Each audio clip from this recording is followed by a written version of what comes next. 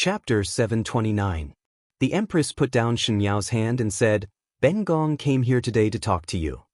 She sighed. "That day I had mentioned to your mother that you are not engaged and your age is just right. Ben Gong looks like you and wants to be a matchmaker. Naturally Ben Gong will not force others and one must like to be a matchmaker." Shen Miao lowered her head and did not speak. The Empress patted her hand. "Do you think Ben Gong is living well? Is it glorious or not?" Shen Miao sneered in her heart, but on the surface she replied with a smile, "Your ladyship is living well and very glorious. Marrying into the imperial family and being pampered and protected by powerful people, every female would be able to live well and glorious. Ben Gong's luck is good. Now that you also have such good luck, do you want to live well and glorious?" These words were almost tempting. Shen Miao's lips slightly raised, but her words were humble and fearful. She suddenly knelt down on the ground and said, "This official's daughter is currently living very well and do not dare to be compared to others and do not dare to be compared to your ladyship. Plead your ladyship to spare this official's daughter's life." The Empress was stunned. She did not expect that Shen Miao would have such a reaction. There were not a few people who wanted to climb up to be a phoenix, and the Empress knew that as long as it was a female, they would have some vanity in their hearts. She used herself as an example to tempt. Shen Miao was young and easy to be persuaded, so she was afraid that she would not be tempted. As long as Shen Miao slightly relaxed her mouth and followed her words, then the imperial family would be able to rightfully push the initiative to the Shen family for the bestowal of marriage. Even if one wanted to be a robber, one would have to cover it up a little. Who knew that Shen Miao would have such a reaction? There was no temptation, no hesitation, and instead fear? The Empress thought in her heart unhappily, could it be that it was so scary to be an empress? Or was it that this young lady of the Shen family was actually as timid as a mouse and as stupid as a cow? She did not understand her hints and thought that a disaster was imminent. Really mud that could not hold up the wall. In the following period of time, no matter how the Empress spoke tactfully, harshly, or gently, Shen Miao always had a humble and fearful look. And it was precisely this look that made her mouth very tight and not a single word could be pried out. At the end, the Empress was somewhat angry and asked Shen Miao to return, thinking that this matter would not work from Shen Miao's end and one had to discuss a new method with Emperor Wen Hui. Because when the Empress let Shen Miao leave, she was very dissatisfied with Shen Miao's attitude. Even the palace maids of Kunning Palace did not care much about Shen Miao and handed Shen Miao over to a passing little eunuch to send Shen Miao out of the palace. The young eunuch naturally agreed. The little eunuch brought Shen Miao out of the palace, and after a few turns, there were many palaces in the depths of the palace. Other than some side halls where the concubines lived, there were even more small rooms where the eunuchs and palace maids lived. This little eunuch brought Shen Miao to a secluded place, and after bypassing a garden, almost facing an abandoned garden, Shen Miao stopped and said, "This is not the direction to leave the palace. Where do you want to bring me to?" Her hand quietly pressed on the bracelet in her sleeves. No one was more familiar with Ming Qi's palace than her, so she knew which direction was the most advantageous to escape from. That little eunuch was surprised for a moment before whispering, "Gentleman Pei wants to see young lady." "Pei Lang?" Shen Miao slightly frowned. After thinking for a moment, Shen Miao still followed the little eunuch forward. Pei Lang had not communicated with her for a long time, and Shen Miao thought that Fu Xiaoyi had discovered some clues about Pei Lang.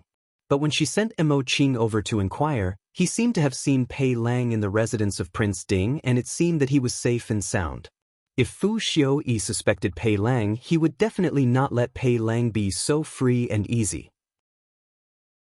Chapter 730. If Pei Lang was looking for her, it must be something very important. There were many coincidences in the world. What Shen Miao did not know was that the imperial family had the intention to arrange a marriage for her and implicated everyone.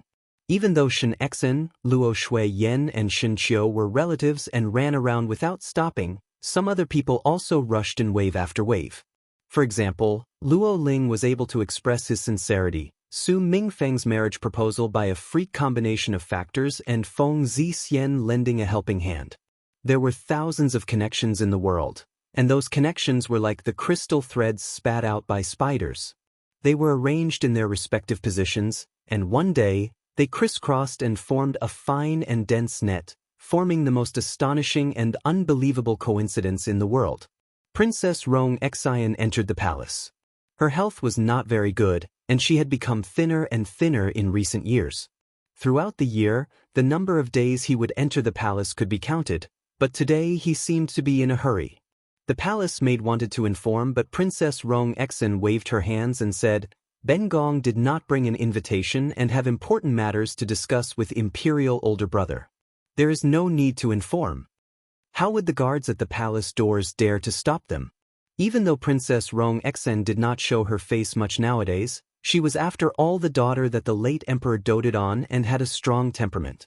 If he were to anger her, there would be consequences for him in the future, so he immediately let her go. The palace maid wanted to find a sedan chair for Princess Rong Xian but was rejected by Princess Rong Xian. Princess Rong Xian said, it would be inconvenient to use a sedan chair if walking on a small path. You guys support me, I'll walk slowly. Princess Rong Xian's heart was also anxious. She did not ask about the matters of the court and stayed in her own princess residence every day. If it was not that she heard the servants talking about Shen Miao's matter when she passed by the courtyard, she would not know that the imperial family had the intention to marry Shen Miao to the crown prince. Not to mention Xie Jingxing, Princess Rong Xian also wanted to protect Shen Miao. Princess Rong Xian herself also admired Shen Miao very much. As a member of the imperial family, Princess Rong Xian knew that when a female married in, it would look grand on the surface but it might not be true happiness. Moreover, Shen Miao was not a woman who was obsessed with wealth and glory, so it was even more unnecessary for her. If she really married into the Eastern Palace, Shen Miao would not be happy for the rest of her life. Princess Rong Xian rushed to look for Emperor Wen Hui, hoping to change her imperial brother's mind. Thus, he took a shortcut and walked on a small path. Shen Miao arrived at a remote pavilion. The pavilion was hidden in the forest, with its back facing a long corridor. There were a few houses along the corridor, making it convenient to hide. Pei Lang walked out of the house. The little eunuch stood guard outside for them. Shen Miao nodded her head to Pei Lang as a form of greeting before asking, "What urgent matter does gentleman Pei have to discuss here?" Prince Ding had sealed the residence and there is no way to send you a message. Pei Lang said, the idea of the crown prince marrying you into the family was suggested by Prince Ding. Shen Miao raised her eyebrows. Pei Lang saw that she was not surprised and asked, "You know about it?" "Guessed that it was his doing." Shen Miao lightly said, "With the crown prince's brain, why would he think of me for no reason?" Pei Lang was somewhat puzzled as Shen Miao's tone of voice seemed to be very familiar with the crown prince and Fu Xiaoyi. But Shen Miao was an unmarried daughter and did not have the opportunity to interact with the princes, so how would she understand the personalities of the princes? One feared that Shen Xian was not as familiar as Shen Miao. This deserted garden had once been haunted by ghosts, so no one usually came here. Thus Pei Lang was not worried that someone would pass by. He frowned. "About the marriage, what do you plan to do?" Shen Miao was somewhat surprised. Pei Lang had always been a person who would only analyze the pros and cons and would not bring in personal feelings, thus it was rare for him to ask about her marriage. After all, how she saw this marriage was insignificant to the overall situation. Chapter 731. Shen Miao said, "Let nature take its course. You cannot marry the crown prince." Pei Lang said, "It is not important to marry or not." What Shen Miao hated the most was Pei Lang's determined look, as if he had grasped everything in his hands, thus he could not see the struggles of others and would only do what he thought was right. She coldly said, "Even if I marry over, I might not live well and would use my own methods to achieve my own goal. The road is walked by oneself, and every road has a different way to walk. Gentleman Pei would not think that there is only one road in this world, right?" "I do not mean what you think." Pei Lang sighed. "Marrying into the Eastern Palace would allow you to walk your own path. But to use your marriage as the price, this is too cruel to you and the gains do not make up for the losses." Shen Miao's heart moved slightly as she looked at Pei Lang. Pei Lang actually said, "To use your marriage as the price, this is too cruel to you." One had to know that in the previous lifetime when one was going to marry the Xiong Nu, Shen Miao once begged Pei Lang because Pei Lang was Fu Xiuyi's confidant and Fu Xiuyi would always consider Pei Lang's words. At that time Pei Lang told Shen Miao, "Your ladyship, using the princess's marriage to exchange for the safety of Ming Qi and the welfare of the people, is it not a good thing?" Pei Lang, who was good at observing the world's overall situation, would actually put the overall situation in second place. Pei Lang did not notice Shen Miao's expression and said, "The imperial family will spread the news and no one in the entire Ding capital would dare to marry into the Shen residence." Shen Miao said, "So what about that? If it is not possible, you marry me." Pei Lang said. The air seemed to have become extremely stiff in a moment, but out of Pei Lang's expectations, Shen Miao's gaze that stared at him did not have any surprise or shyness.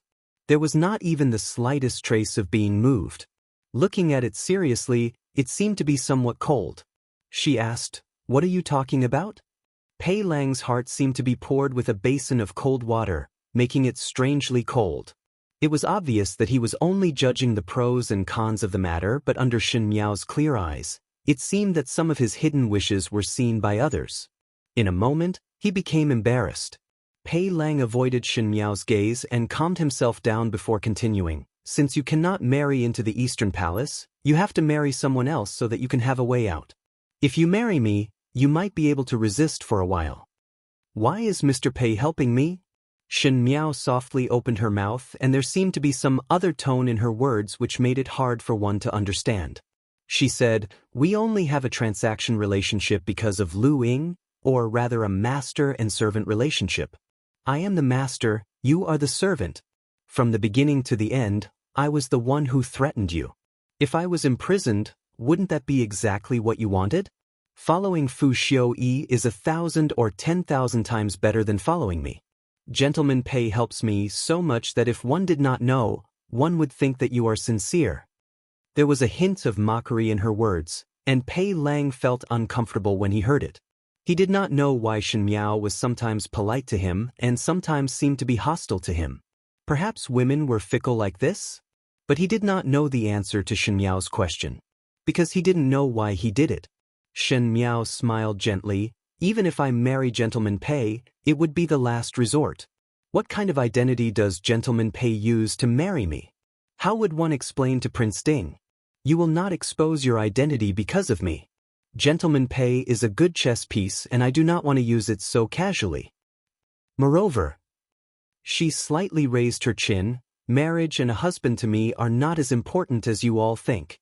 It is only a person sharing the same bed, eating together and sleeping together. Other than these, there is no difference from strangers. I do not care who to marry. I also do not care if one would be forced to marry. My happiness or happiness will not depend on this." Chapter 732. Pei Lang kept on shaking his head when he heard it. He wanted to deny Shen Miao's words as he felt that Shen Miao was still young and did not know how important a lifelong event was to a female. At this moment she was only acting in a fit of pique, and in the future when she understood the reason and suffered, she would then regret it. However, when he looked up and saw Shen Miao's expression, he could not say a word. Shen Miao's expression was serious. She was cold and indifferent and had a faint weariness towards the matters of the outside world, as if she would subconsciously feel disgusted at the mention of it. She really did not care. But how would a female not care about the person that accompanied her for life? Pei Lang looked at Shen Miao blankly. When the atmosphere was in a deadlock, one heard a malicious ridicule coming from behind, did not think that there was such an affair. Shen Miao suddenly turned back and saw that one did not know when two masked black-clad people appeared behind her. These two people were carrying long swords in their hands as they pounced towards Shen Miao. Pei Lang quickly pulled Shen Miao to dodge and Shen Miao shouted, "Who are you? Shen young lady must not blame us. If you want to blame, blame yourself for blocking the path of others." The two of them laughed sinisterly. One of them rushed towards Pei Lang while the other held his sword and headed towards Shen Miao. It was a killing move that did not leave any way of survival. Shen Miao's heart secretly knew that it was not good. She did not think that Pei Lang would find this place and it would be convenient for others to silence them. She pressed the bracelet on her wrist, but this bracelet could only be used in close proximity. At the critical moment, one saw two stones flying out from the air and without any deviation hit the knees of the two black-clad people. Both of them cried out in pain and fell to the ground. Shwa shwa. Two rays of sword light flashed and two people suddenly rushed out and stabbed the black-clad person's sword into the other party's chest. Everything happened too fast and there was no chance for one to breathe. The two people that appeared behind were dressed as palace guards and looked at Shen Miao and made a bow. Pei Lang was about to speak when he saw a person jumping down from the roof. The person was tall and had a purple gold robe and a silver mask with a pair of peach blossom eyes that were as sharp as a knife. It was Prince Rui. "Your Highness Prince Rui," Pei Lang murmured. He was smart and with a little thought. The two guards in front of him should be Prince Rui's subordinates. As for the black-clothed man who wanted to kill them to silence them, he didn't know who he was. Even though he did not know what was the relationship between Shen Miao and Prince Rui, Pei Lang did not dare to neglect and was extremely vigilant in his heart, but a polite smile floated on his face as he cupped his hands. "Many thanks to your Highness Prince Rui for lending a helping hand." Prince Rui did not speak and coldly swept a glance at him. Although Pei Lang couldn't see his expression through the half-silver mask, he felt that his gaze was exceptionally cold, sending chills down his spine. Shen Miao frowned, but Prince Rui had already grabbed her arm and turned to walk out. Pei Lang was shocked and quickly called out, "Prince Rui must not." However, the two guards in front of her suddenly blocked her way. These two bodyguards looked fierce and their bodies exuded the aura of a devil who would kill without batting an eye. Pei Lang was a scholar and did not know martial arts. Even if he wanted to help, he could not. It was Shen Miao who was being dragged and stumbled along with them. She turned her head back and said with a calm face, "Gentlemen, Pei, go back first. I still have some matters with Prince Rui." Prince Rui's footsteps became faster. Pei Lang stared at the two disappearing figures. The two guards in front of him looked at him in confusion before they left. But there were still two corpses on the ground and Pei Lang could not stay for long. He did not know what was the relationship between Shen Miao and Prince Rui, but in his heart, there was an emptiness in that instant. Chapter 733. Shen Miao's arm was in pain from Xie Jingxing's pull. Xie Jingxing did not say a word and walked very fast. She tried her best to keep up with Xie Jingxing's pace, but the other person was tall and had long legs, thus she could not catch up and almost tripped over a few times. At the end, the anger in Shen Miao's heart rose and she said angrily, "Let go of me." Xie Jingxing walked to an empty corridor before suddenly releasing his hand. Shen Miao was grabbed by him for most of the way, and when her hand was suddenly released, she almost fell down. After he stood still, his anger surged and he said, "You're crazy." This garden was a little more outside compared to the previously deserted garden. Shen Miao was somewhat afraid of being seen by others and wanted to walk out by herself but was pulled back by Xie Jingxing. He pushed her against the wall and held down her hands as he looked at her coldly. He wore a silver mask which revealed the fine contours of his face. His chin was beautiful but his thin lips were tightly pursed.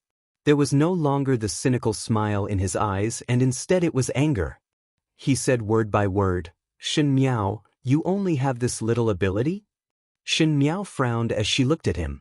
Xie Jingxing however reached out to hold her chin and forced her to raise her head to look at him. He looked down at Shen Miao from above, like a hunter looking down at his prey. Shen Miao did not like to be looked down at from above and struggled to leave. But she was after all a female, so how could she compete with Xie Jingxing's strength? That little bit of strength was like tickling Xie Jingxing's body. Xie Jingxing easily resolved her struggle and even slightly bent his knee to press against her leg, making her unable to move. But this stance was even more ambiguous. Shen Miao asked, "What do you want to do?" Xie Jingxing's tone was unable to discern whether he was happy or angry. Luo Ling, Su Ming Feng, Feng Zixian and now Pei Lang. So many people are heroes saving the beauty. I have underestimated you. Shen Miao did not speak. The strength in his hands suddenly increased and Shen Miao's chin was in pain as she frowned slightly. But that young man gritted his teeth. "Do not care who to marry and do not care if one will be forced to marry. You want to marry into the residence of the crown prince?" Shen Miao's heart moved as it seemed that the conversation between her and Pei Lang was heard by Xie Jingxing. What this person loved to do the most was to observe everything in the dark. If it was usual days, Shen Miao would not feel anything, but at this moment, there was some anger in her heart.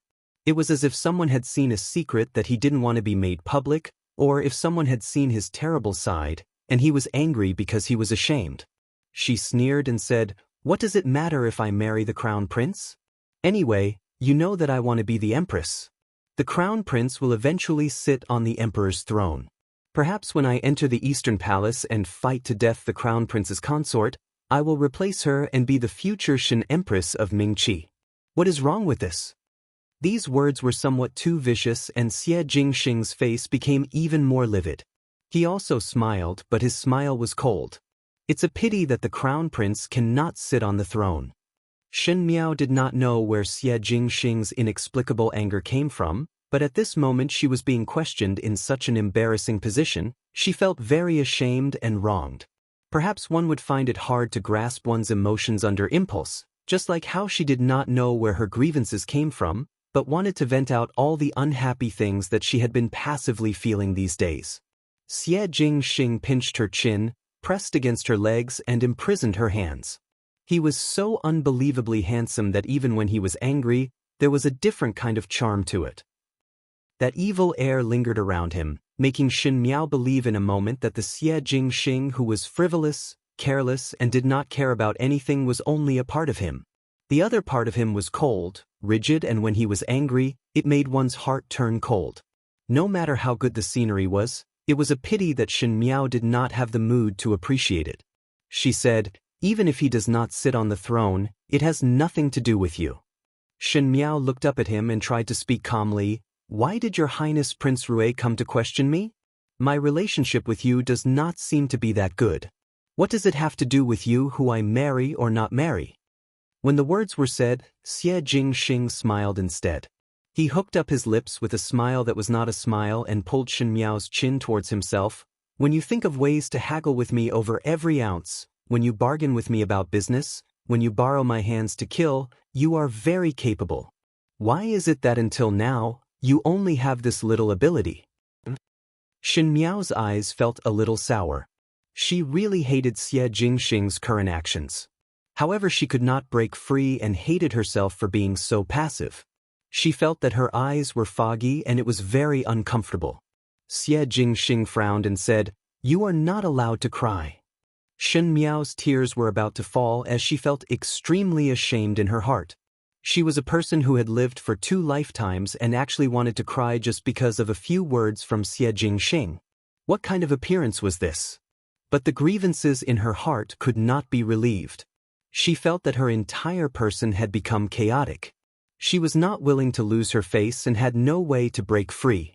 In a moment of desperation, Shen Miao glared at Xie Jingxing and said angrily, "Xie Jingxing, do not go too far."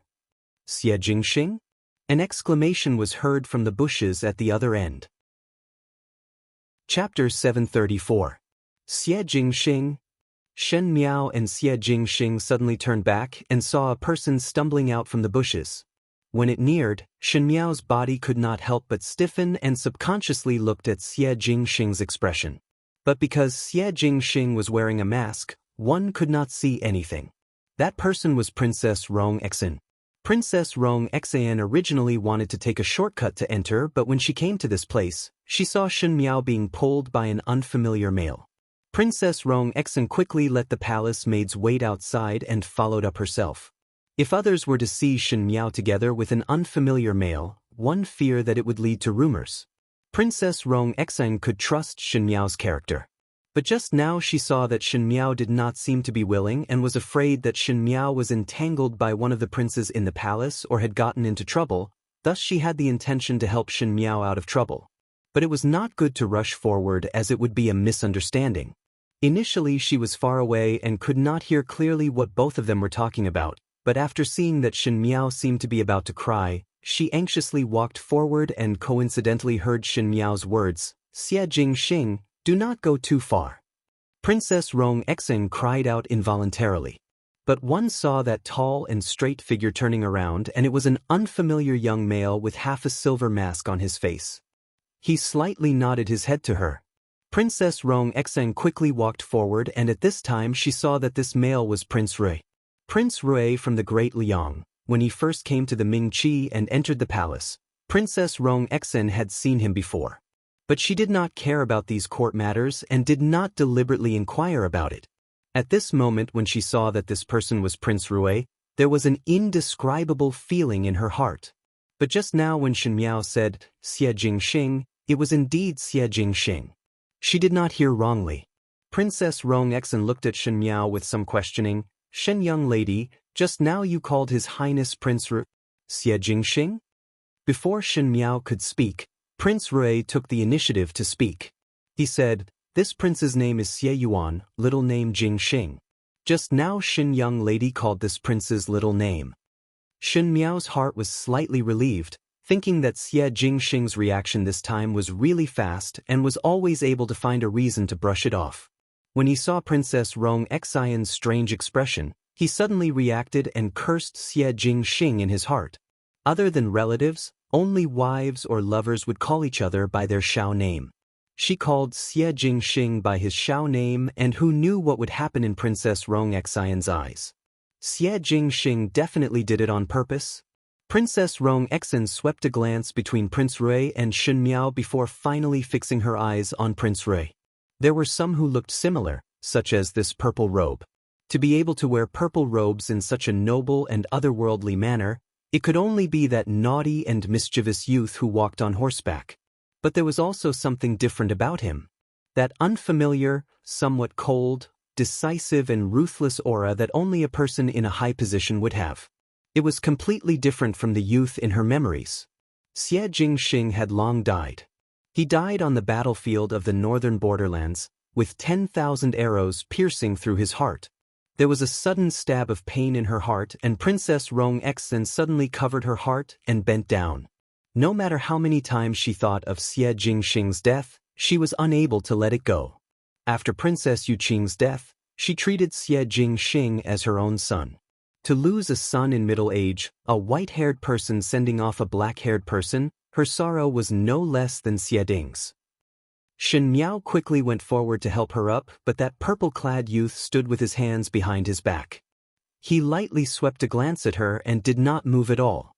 Princess Rong Exion's lips could not help but reveal a trace of a bitter smile. Yes, how could Prince Rui be Xie Jingxing? If it was Xie Jingxing, how could he be so indifferent, as if he was looking at a stranger, watching her struggle in this? If Xie Jingxing was still alive, how could he bear to see her in such pain? Chapter 735. Princess Rong Exen waved her hands. Why are you here? Shen Miao answered. Her Majesty the Empress let me enter the palace. Princess Rong Exen frowned and looked at Xie Jingxing before asking, why is Prince Rui also here?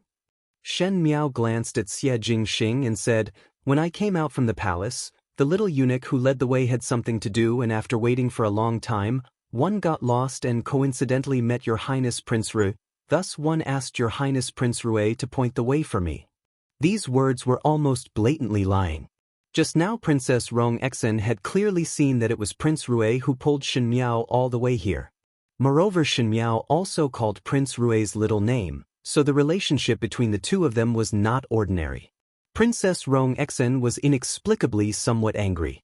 In the beginning, when Xie Jingxing brought Shen Miao to the princess residence, Princess Rong Exen thought that Xie Jingxing treated Shen Miao specially, and as she had more contact with Shen Miao, she liked Shen Miao even more. Thus Princess Rong Exen had the intention to matchmake Shen Miao and Xie Jingxing. If it was not for Xie Jingxing's death in battle, perhaps this marriage would have succeeded. Now Shen Miao had a close relationship with another male, and this male's name was also coincidentally Jingxing. It was like one's things were taken by others, and Princess Rong Exion's heart did not feel good. She also knew that it was impossible for Shen Miao not to marry for a lifetime, but Prince Rui was after all not a person of Ming-Chi. Moreover, Princess Rong Exen had lived for most of her life and could see people clearly. This Prince Rui's actions were strange, and his entire body was full of danger. He was not a simple man, and if Shen Miao were to fall in love with this man, one feared that it would be too complicated. As such, Ben Gong will represent Shen young lady to thank your highness Prince Rui. Princess Rong Xian said. But he tried his best to draw a clear line between Shen Miao and Prince Rui. Prince Rui nodded. Since the eunuch leading the way has disappeared, I have many palace maids. I'll have them bring you out. There is no need to trouble Prince Rui for the rest of the journey. Princess Rong Xian added. This attitude was clearly to guard against Prince Rui. Prince Rui didn't say anything else. He responded lightly and left first. After Prince Rui left, Princess Rong Xian then gave a sigh of relief and asked Shen Miao, "How did you get to know him?" Shen Miao did not expect that she would suddenly meet Princess Rong Xian today, and even more did not expect that Princess Rong Xian would hear the conversation between her and Xie Jingxing. She could not help but secretly complain. Normally Xie Jingxing's secret guards had good eyes and ears and would even be able to catch a mouse running by. Today, at such a crucial time, one did not know if they were blind that even Princess Rong Xian did not discover it. She said, "One had coincidentally met your highness Prince Rui a few times and can be considered as acquaintances." Princess Rong Xian looked at her deeply and said, "Since you are not willing to say, Ben Gong will not force you to say it. It is just that. This person is not a Ming-Chi's person and might have a plot against you. You are a smart young lady and there are some things that you have to grasp yourself. Even if you do not think for yourself, you have to think for your parents and eldest brother." He was actually afraid that Shen Miao would be cheated by a man. Shen Miao did not know whether to laugh or cry in her heart. Since the misunderstanding had reached to this point, it seemed that it could not be resolved. Princess Rong Xian touched her chest and panted a few times. Upon seeing this, Shen Miao asked, "Where is the princess feeling uncomfortable?" "It is a heart disease that existed in the early years." Princess Rong Xian shook her head. "These few days it is very serious." Shen Miao saw that she was in pain and vaguely remembered that in the previous lifetime, Princess Rong Xian also had a heart disease and the imperial physician said not to worry too much, lest the heart disease acted up and the pain would be severe. She said, "The princess should look for an imperial physician to take a good look or go to the commoners to inquire about a doctor who specializes in treating heart diseases. It is very sad to be in pain like this." "No harm." Princess Rong Xian waved her hands. "Ben Gong have lived till now and have enjoyed what one should enjoy and what one should not enjoy. This life is not a loss. Most likely one will not live for long and Ben Gong also do not want to be tormented." Her voice gradually became lower. After all, there is nothing worth to miss. Chapter 736. Shen Miao knew that she was thinking of Xie Jingxing again and did not know how to comfort her, so she could only say, "Little Marquis would not be happy to see princess like this. If he really cared about me as his emu, he would not be so heartless to leave." Princess Rong Xian put away the sadness on her face and patted Shen Miao's hands. "Ben Gong had heard about Imperial older brother's intention to arrange a marriage for you. Ben Gong's visit to the palace today was to mention this matter to Imperial older brother. Shen Miao, you are also not willing to marry the crown prince, right?" Shen Miao did not expect that Princess Rong Xian would intercede for her and for a moment she sighed.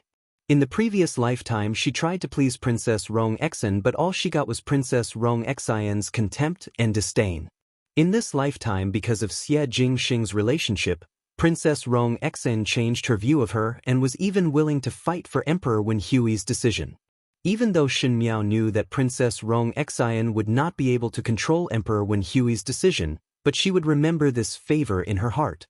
Shen Miao said, "I am not willing to marry into the Eastern Palace, but princess need not force it. The matters of the world have their own heaven's will. Let nature take its course and the heavens will arrange it." Princess Rong Xian smiled instead and said, "You are really able to see it clearly." She said, "The time is not early so I will not talk to you anymore. Go over there first and I will let the palace maid send you out." Shen Miao was sent out of the palace by Princess Rong Xian's palace maids and Jingzhe and Gu Yu who were waiting outside came up to greet her. They first looked at Shen Miao up and down and after making sure that Shen Miao was safe and sound, they then said, "Scared this servant to death. After waiting for such a long time, One thought that something happened. If young lady did not come out, these servants would have thought of ways to go in and search. Shen Miao laughed. It is not a dragon's pool or tiger's den. How would it be so scary? But her heart was secretly thinking about the two assassins that inexplicably appeared today. She did not know whose people they were, to actually dare to kill her in the palace. But if one were to investigate if she died, it would only be harmful to the crown prince. If the other party did not want to see the crown prince being the only one, then it would be Prince Li's people. It was not possible for Fu Xiaoyi. The matter with Shen Wan and the crown prince of Qin had just happened not too long ago, and Fu Xiaoyi would not take the initiative to drill into the heart of the wind and waves. With his forbearing character, he would lurk for a period of time. Thinking about it, he couldn't help but sneer in his heart. In short, there was no good person in the Fu family. The Shen family and the Fu family were destined to be on opposite sides. It was either you die or I die. Since the other party was so ruthless, she would not show any mercy. Mo Qing stepped forward and indicated for Shen Miao to board the carriage and return to the Shen mansion. At the side of the street where people were coming and going at the entrance of the palace, there was a lively tavern. In the corner, there were people observing the movements of Mo Qing and his entourage. When he saw that Shen Miao came out of the palace safe and sound, a trace of surprise flashed in his eyes. He then picked up the sword on the table and quietly left. When Shen Miao returned to the Shen mansion, naturally Shen Qiu and the rest surrounded Shen Miao to ask what the Empress said to her in the palace today. Shen Miao skipped over the matter with Xie Jingxing and only said what the Empress said to her. Everyone in the Shen family was once again worried. The imperial family's side was threatened by Shen Miao, and one feared that the days would be shortened by the day. One must think of a solution as soon as possible. Luo Shuiyan then thought of those few people that came to the residence to propose marriage and wanted to ask Shen Miao's opinion. If among these few people, Shen Miao had a slightly better feeling towards any one of them, why not let it be like this first? After all, Shen Xian had inquired about it before. Even though they were not perfect, there were no problems in terms of character. But Shen Miao had just experienced Xie Jingxing's matter today and her mind was in a mess, so how would she have the mood to talk about it? When Luo Shuiyan mentioned it, there was a rare trace of displeasure. When Shen Xian and the rest saw it, they looked at each other and thought that Shen Miao was disturbed by the Empress's words in the palace and it was not good to continue talking. Thus they let Shen Miao rest early in the room and dispersed. Chapter 737. When Shen Miao returned to the room, the sky was already dark. Gu Yu helped her to light the oil lamp. Jingja saw that Shen Miao was in a bad mood today and did not dare to stay in the room to disturb her. She pulled Gu Yu down and closed the door, leaving Shen Miao alone in the room. She was somewhat irritated as she combed her hair, but there seemed to be a nameless anger in her chest that could not be quelled. Thinking of Xie Jingxing's questioning words in the palace today, she could not help but feel even more aggrieved. What did her own matters have to do with Xie Jingxing? Could it be that Xie Jingxing still wanted to interfere in her life? But this marriage had come to this point, with the involvement of various forces and with the addition of Xie Jingxing, she became more and more helpless. Thinking of the words that Pei Lang said, Shen Miao's lips could not help but rise into a smile, but the smile was somewhat miserable. Which female would not want to marry a man who was in love with each other and grow old together? It was just that she was used to seeing the ups and downs of the world in her previous lifetime, and at the end the so-called love between her and Fu Xiaoyi was only her own wishful thinking. She had never really experienced what it was like to be in love with each other. But she knew that once one loved, one's thoughts would not be her own. She was not willing to be like in her previous lifetime, to foolishly hand the happiness of her life into the hands of others. It was very good now. It was much easier to control one's heart from the beginning than to let go of one's heart and then take it back. It was just that her heart was not comfortable. She sat under the lamp for a moment and actually did not think of anything. After a while, she blew out the lamp and climbed onto the couch to sleep. The snowstorm in the residence of Prince Ray was exceptionally big today. A kind of guard stood trembling in the wind, and even that small and sturdy white tiger was thrown outside the room as punishment. Today Prince Rui was not pleasing to the eye with everyone, and everyone in the residence of Prince Rui was punished from top to bottom. Even Ji Shu and Gao Yang were locked up in the tower prison to face the wall. What kind of place was the tower prison? The people locked up were all vicious criminals, and to deal with these vicious criminals, torture was necessary. As the most cruel place in the MOU army, there were at least 49 types of torture. Many men with strong temperament went to the tower prison and came out after a few days, wailing like ghosts and howling like wolves. When Tai Yi went in for the first time, he also recuperated on the bed for a long time and vomited whatever he ate for a month. Ji Shu and Gao Yang, the two young masters with delicate and tender bodies, entered the tower prison to face the wall. The guards of the residence of Prince Rui secretly shed tears of sympathy for these two. Nightingale quietly poked Nanqi's arm and asked, "What's wrong with Master? Who provoke him?" Nanqi made a hush sound. Seeing that there was no movement in the bedroom, he then said in a low voice, "Fifth Shen young lady was bestowed a marriage by the palace. Master Gao and young Master Ji did not report it, so Master got angry. Shen yang nan, shin shin nen, nan nen, was nen nan. No wonder he was locked up in the tower prison."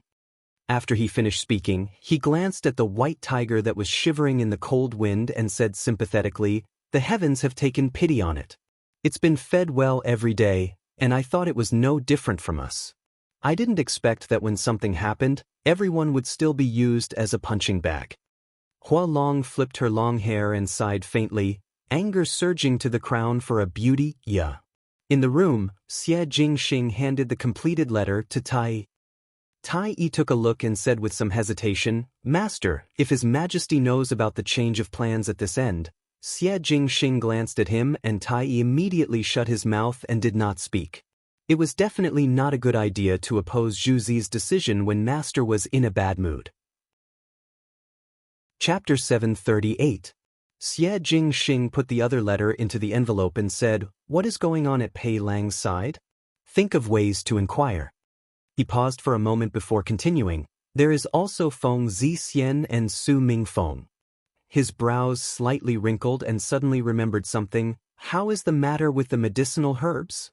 Tai Yi hurriedly said, "I've already sent someone to look for it. Once it's found, it will be sent to the medical hall immediately." Princess Rong Xian's heart ailment had recently acted up again, and there was a very scarce ingredient in the prescription that was only available in spring. Most of the medical houses in the Ding capital were bought to the princess residence, and these few days Princess Rong Xian did not have any new herbs, thus she could only bear it. Xie Jingxing sent people to secretly search for it with a large sum of money and then, conveniently, sell it to the medical hall. As soon as possible. Xie Jingxing pursed his lips. After thinking for a while, he suddenly stood up, put on his coat, and was about to leave. Tai Yi was stunned. Master still wants to go out? The debt is not settled. Xie Jingxing coldly snorted and left in a huff. It was already quiet outside of the Shen mansion and Shen Miao's boudoir was already dark. It was obvious that she had slept for a long time.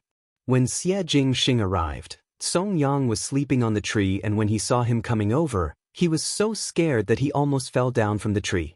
She quickly got down and stood up straight to greet Xie Jing. Xie Jingxing looked towards the window and Song Yang quickly said, "Young foreign is already resting." Xie Jingxing walked to the front of the window and saw a jade ring-like thing placed on the windowsill, and below it was a pendant. Xie Jingxing looked at Song Yang with a questioning gaze, and Song Yang said, "This is the safety pendant that Luo Ling secretly placed on the windowsill after young foreign had rested. Young foreign had not discovered it." When Xie Jingxing heard it, his eyes slightly moved and he picked up the pendant with the dagger in his sleeve and threw it to Song Yang. "Keep it well." Song Yang was surprised for a moment before he heard Xie Jingxing continue, "The pet at home lacks a pendant." Song Yang.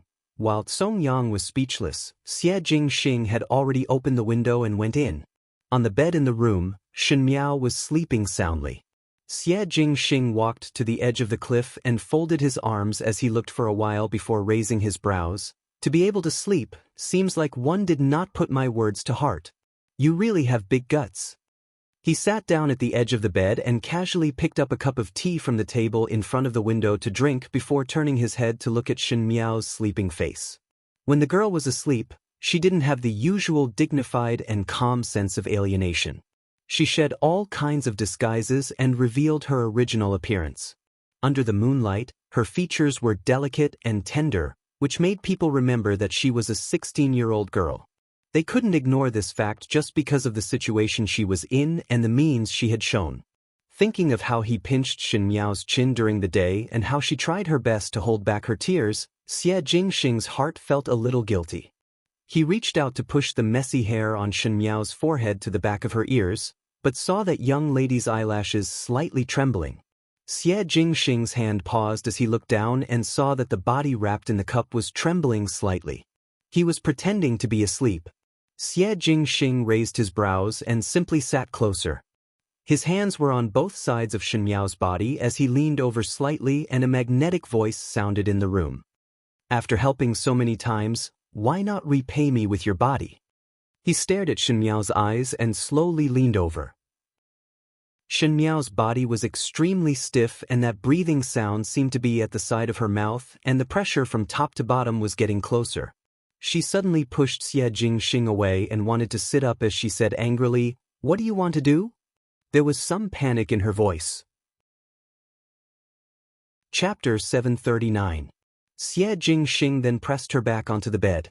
Shen Miao struggled uneasily and Xie Jingxing restrained her movements a few times before saying in amusement, "What do you think I will do to you?"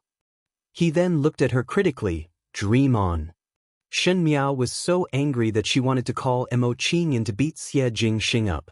Because she only wore her inner clothes when she slept at night, after struggling with Xie Jingxing, her inner clothes had slipped off, revealing her snow-white shoulders and one could faintly see the plum blossom doo-doo. Xie Jingxing was slightly startled when he saw that and Shen Miao discovered where he was looking at. She was extremely angry and was about to scold someone. She saw Xie Jingxing suddenly throw the quilt and covered her head with it. Shen Miao stuck her head out from the quilt and said angrily, "Sick." Xie Jingxing ignored her and quickly wrapped her tightly in the quilt, wrapping her up like a silkworm pupa before pressing her down on the bed. Shen Miao could not move no matter what, and Xie Jingxing looked at her with a smile that was not a smile. Shen Miao finally got tired of struggling and asked, "What are you doing here?" "Shen Miao, behave yourself." Xie Jingxing frowned. "With this prince here, who would dare to force you to marry?" Shen Miao was so angry that she laughed. "You will not stay in Mingqi for thousands or tens of thousands of years. There will be a day that I will marry. You can protect me today but not tomorrow. You can protect tomorrow but there will be a day that you cannot protect." "If one can protect?" Xie Jingxing asked. Shen Miao was startled for a moment and did not speak. Xie Jingxing said, "Do you not care about marrying or do you want to marry? What does that have to do with you? You ask too much." Shen Miao was still brooding over Xie Jingxing's rudeness in the day and did not intend to talk to him properly. But after thinking about it, how did she look like a person who had become an empress? She was more like those young ladies on the streets. Thinking that she dilly-dallied with this person in front of her for so long, Shen Miao became very dissatisfied with herself. Her temperamental look fell into Xie Jingxing's eyes and Xie Jingxing was very inexplicable. He turned over and pressed Shen Miao under his body. With one hand by Shen Miao's head, he asked softly, "Who do you want to marry? Luo Ling, Su Mingfeng, Feng Zixian, or Pei Lang?" He got closer and his handsome facial features were magnified in front of Shen Miao's eyes under the moonlight. He could smell the fragrant bamboo leaves on the other party's body. His eyes were extremely beautiful, but at this time, they also had an aggressive meaning as if he wanted to force out people's hearts. Being stared at by such a pair of eyes, it was as if all the hidden thoughts in the bottom of one's heart were exposed. Shen Miao's heart suddenly panicked. This distance was too close, so close that she could hear the thumping of his heartbeat. It was like the beating of a drum, but she couldn't tell if it was hers or Xie Jingxing's. Shen Miao did not want to lose control of her emotions and do something that she did not know about, so she quickly shrank back. Her back was against the bed beam and Xie Jingxing reached out to protect her so that she would not hit her head. "This has nothing to do with you." Shen Miao quickly opened her mouth. We only have a relationship of allies. Allies are meant to cooperate with each other. Does Prince Rui still want to manage my lifelong matter? Not to mention marriage, even if I give birth, divorce, or be crippled, it has nothing to do with you at all. Xie Jingxing was rather angry when he heard the first half of her sentence, but when he heard the second half, he did not know whether to laugh or cry. What nonsense is this? Do you really want to be a crippled empress? One did not know how many times he had heard her say it was to be a crippled empress. Xie Jingxing could not understand. Could it be that Shen Miao did not have confidence in herself that she must think of such a miserable ending? Normally, she did not look like a person who had an inferiority complex. Shen Miao was so angry that she spoke incoherently. It has nothing to do with you. We are only allies. What right do you have to manage my matters? Xie Jingxing stared at her, and it seemed that the anger from her provocation was rising. He was originally a proud person, and to be despised by others again and again, there was no need to mention how sullen his heart was. He asked, allies? Shen Miao nodded her head. Allies cannot manage your matters? Shen Miao continued to nod her head. Xie Jingxing said straightforwardly, all right. He quickly leaned over and pecked Shen Miao's lips. Shen Miao was instantly stunned and saw that handsome purple-clad youth speaking in an extremely nasty tone. Now we are not allies. Shen Miao was unable to speak as her lips seemed to still have that gentle touch of a dragonfly touching the surface of the water. He laughed cynically. So I can take care of your business. Finishing, he stood up from the bed and looked at Shen Miao condescendingly and threatened. Remember, in the future to marry, have children, divorce, or be crippled, one must have this prince's consent. Finishing, he looked coldly at the windowsill before disappearing in a flash. Outside the room, Song Yang was forced to eavesdrop on the corner of the wall for half a day until his face turned red, but he did not dare to leave. When Xie Jingxing came out, Song Yang bowed to him. Xie Jingxing said, in the future when someone sends something over, just throw it away. He took the safety pendant that Song Yang gave him and left with an unhappy face. Chapter 740. This night, someone deliberately messed up a pond of spring water, causing flowers to bloom in the cold winter wind. Naturally, there were people who flew into a rage when their plans fell through. Prince Zhou's and Prince Li's residence fell into the same entanglement. That night, someone knocked on Prince Zhou's door. Prince Zhou thought that it was a servant and called out to enter, but no one entered. Prince Zhou got up to open the door and two cold corpses hit him in the face. No one knew how these two corpses ran to the residence of Prince Zhou. Prince Zhou flew into a rage and heavily reprimanded all the guards on night duty. He then carefully searched the room and suspected that there was a traitor, but at the end there was nothing. The two corpses were also found out to be the assassins that were sent to assassinate Shen Miao today.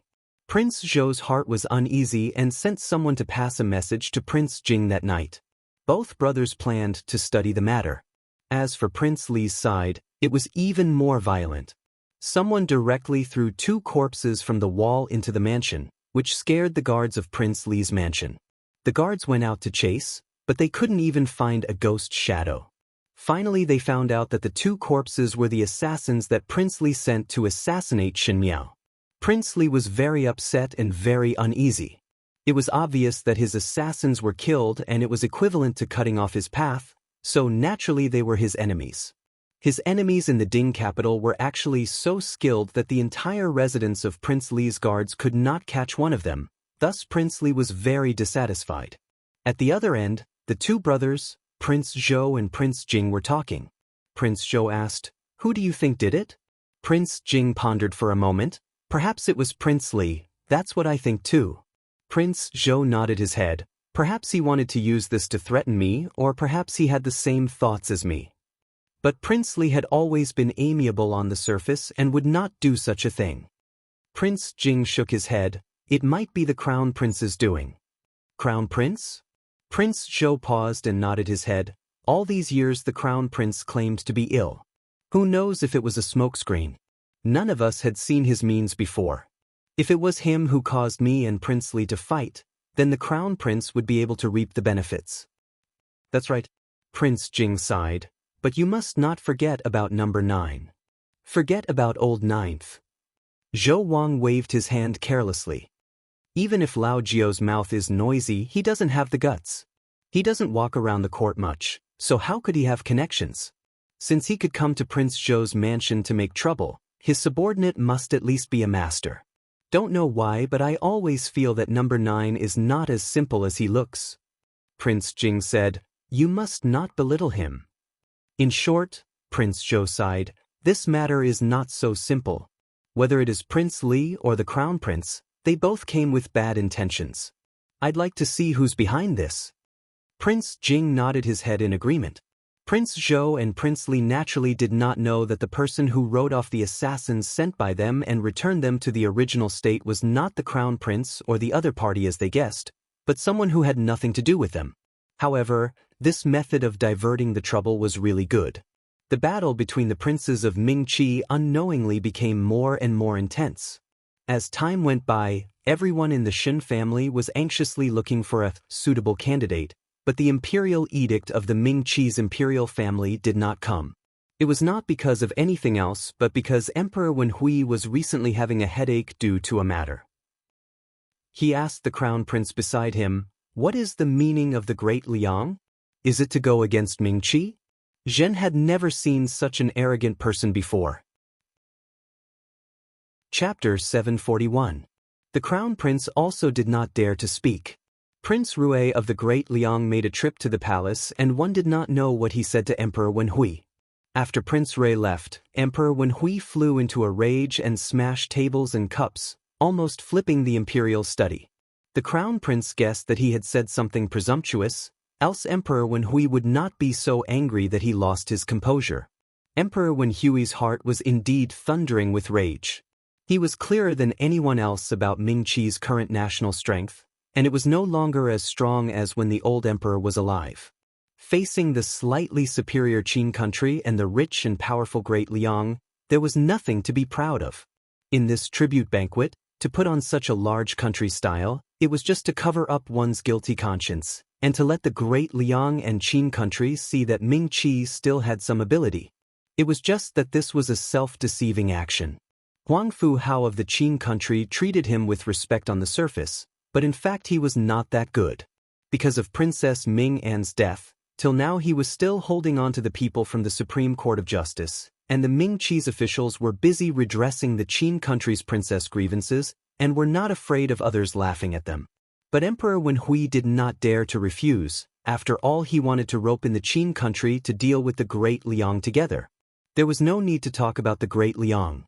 This Prince Rui had his own way of doing things, and Huang Fu Hao at least on the surface respected Emperor Wenhui. Prince Rui however did things his own way, and one could not see any respect for him. Emperor Wenhui kept comforting himself that this Prince Rui's temperament was like this, but one did not expect that yesterday when Prince Rui made a trip to the palace and talked in the imperial study, Emperor Wenhui had the intention to befriend the Great Liang, but was faintly rejected by Prince Rui.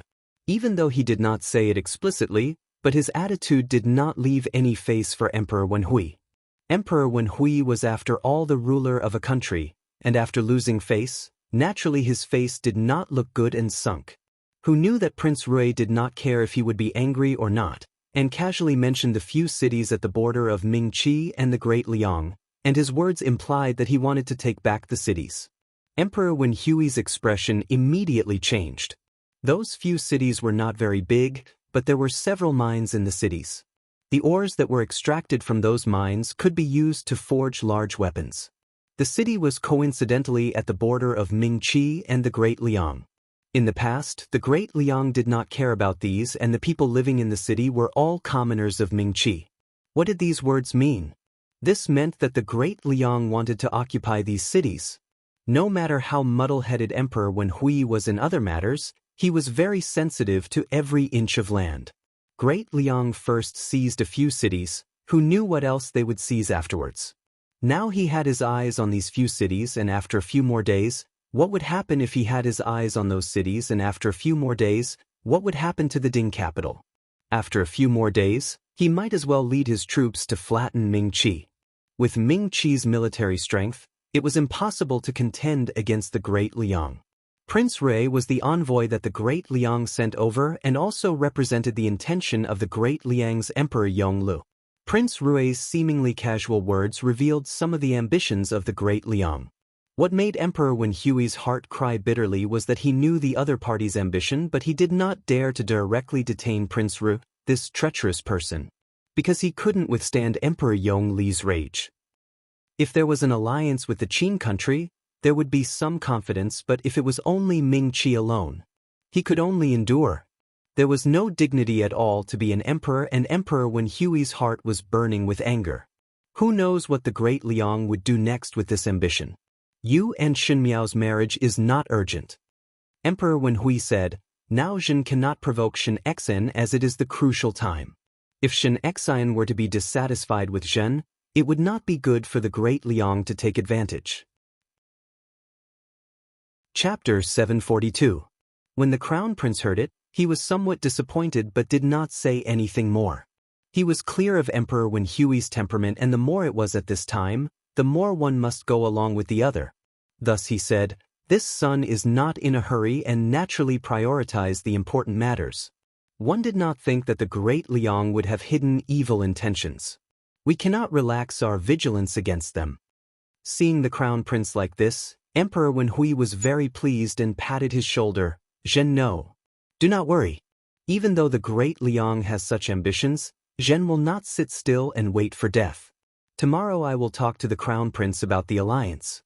The Qin country knows of the Great Liang's ambitions and will definitely be nervous.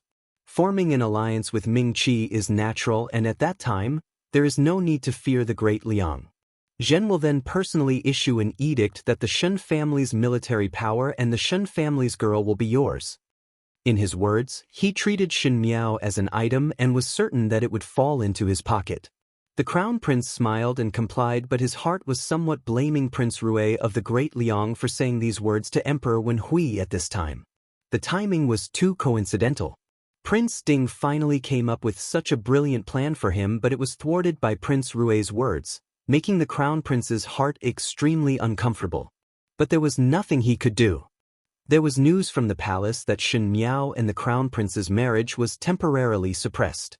Even though one did not know what the reason was, Princess Rong Exen was also relieved. That day when she saw Shen Miao in the palace, she let her personal palace maid send Shen Miao out of the palace while she personally went to see Emperor Wen Hui.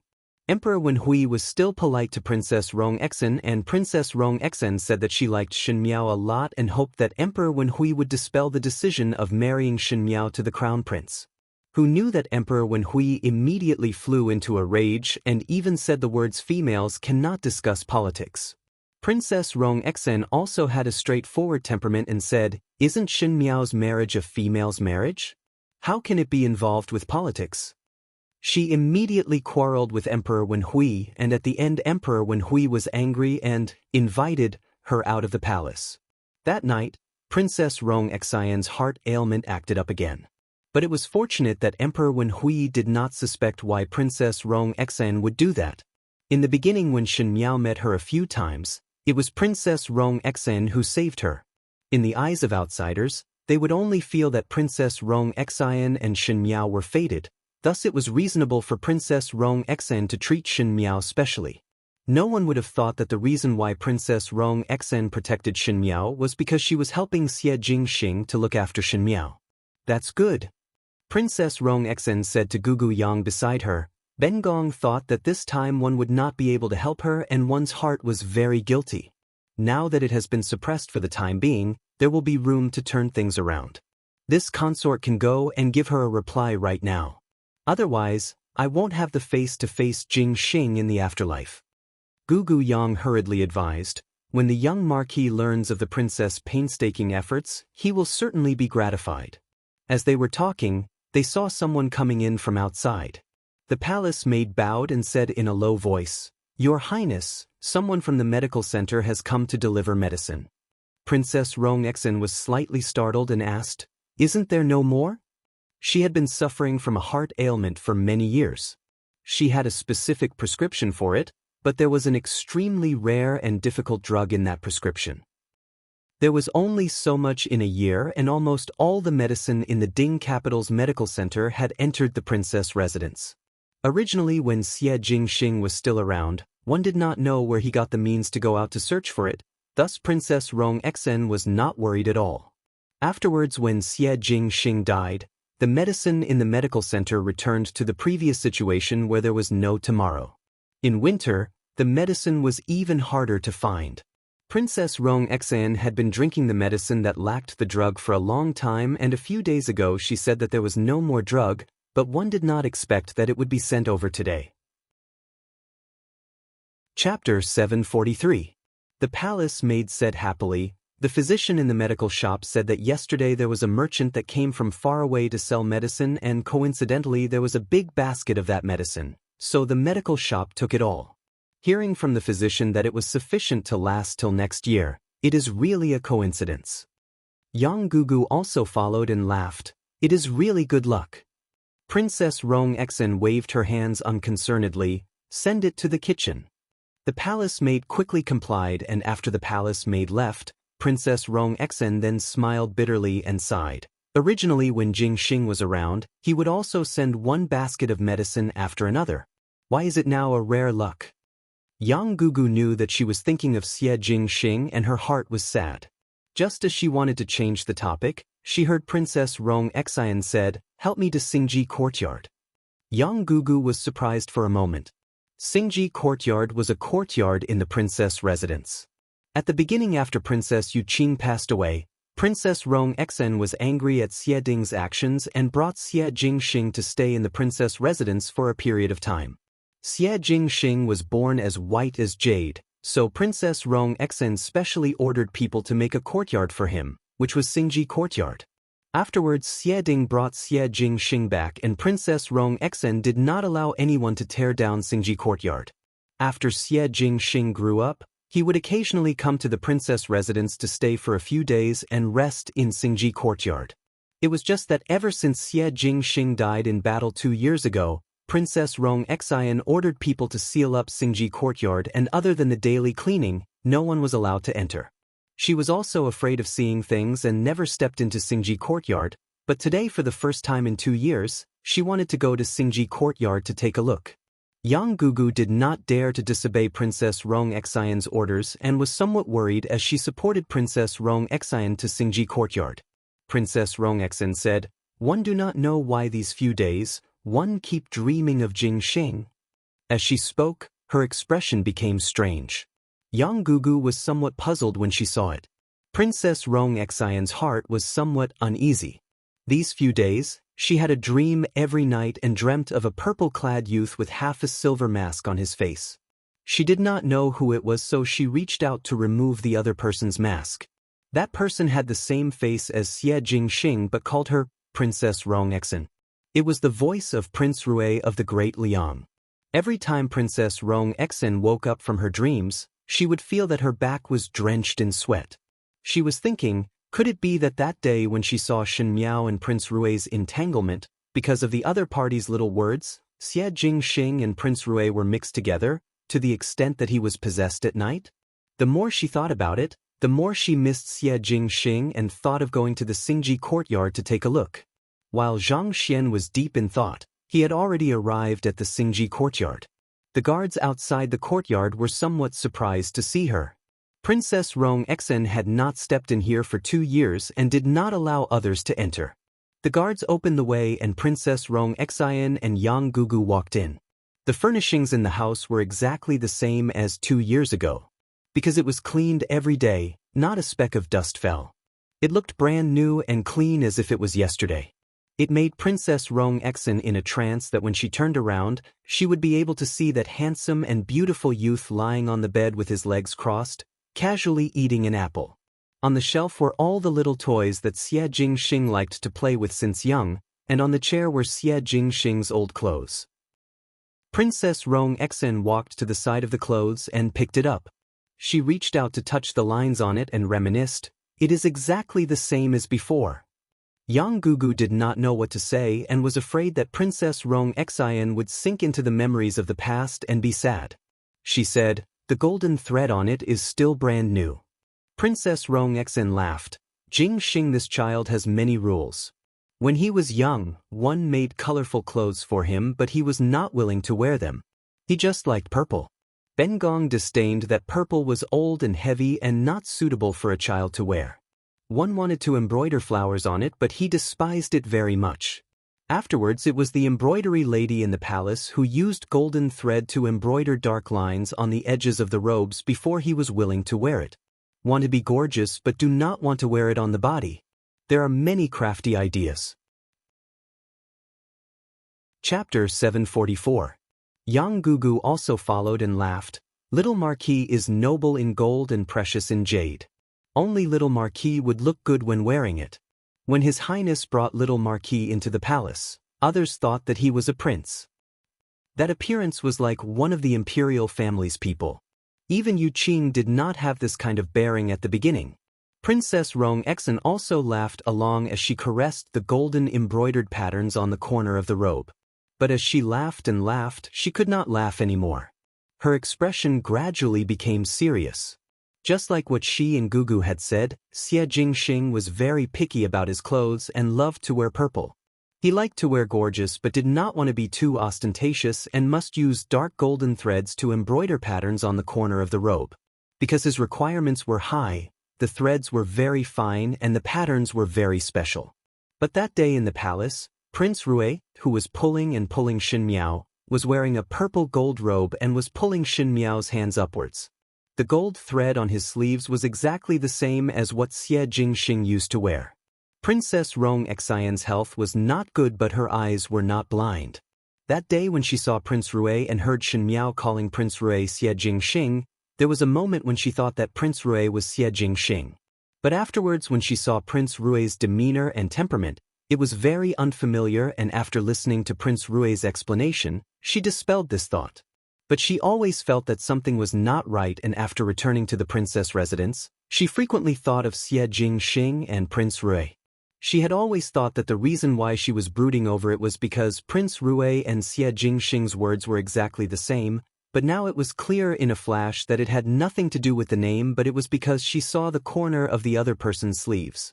After interacting with Xie Jingxing for more than 10 years, Princess Rongxian treated Xie Jingxing as her own child, and a mother would always be especially concerned about the child's matters, even if it was a small matter.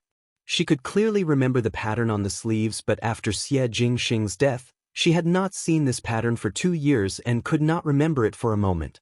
But today she remembered that it was exactly the same pattern as Prince Rui. Some things were faded in the dark. Sometimes all that was needed was a primer, just like stringing all the scattered beads together, and everything would have an answer. The same love to wear purple, the same pattern on the sleeves, the same name Jingxing, and the same had a special relationship with Xin Miao. Princess Rongxin suddenly remembered that basket of medicine. Why didn't he have it before? Why did he have it today? Was it because a few days ago she had a heart disease in front of Prince Rui, and in just a few days there were merchants that came from far away to sell medicinal herbs? If there were too many coincidences, it wouldn't be a coincidence anymore. Once the seed of doubt sprouted, there was no way it could grow back.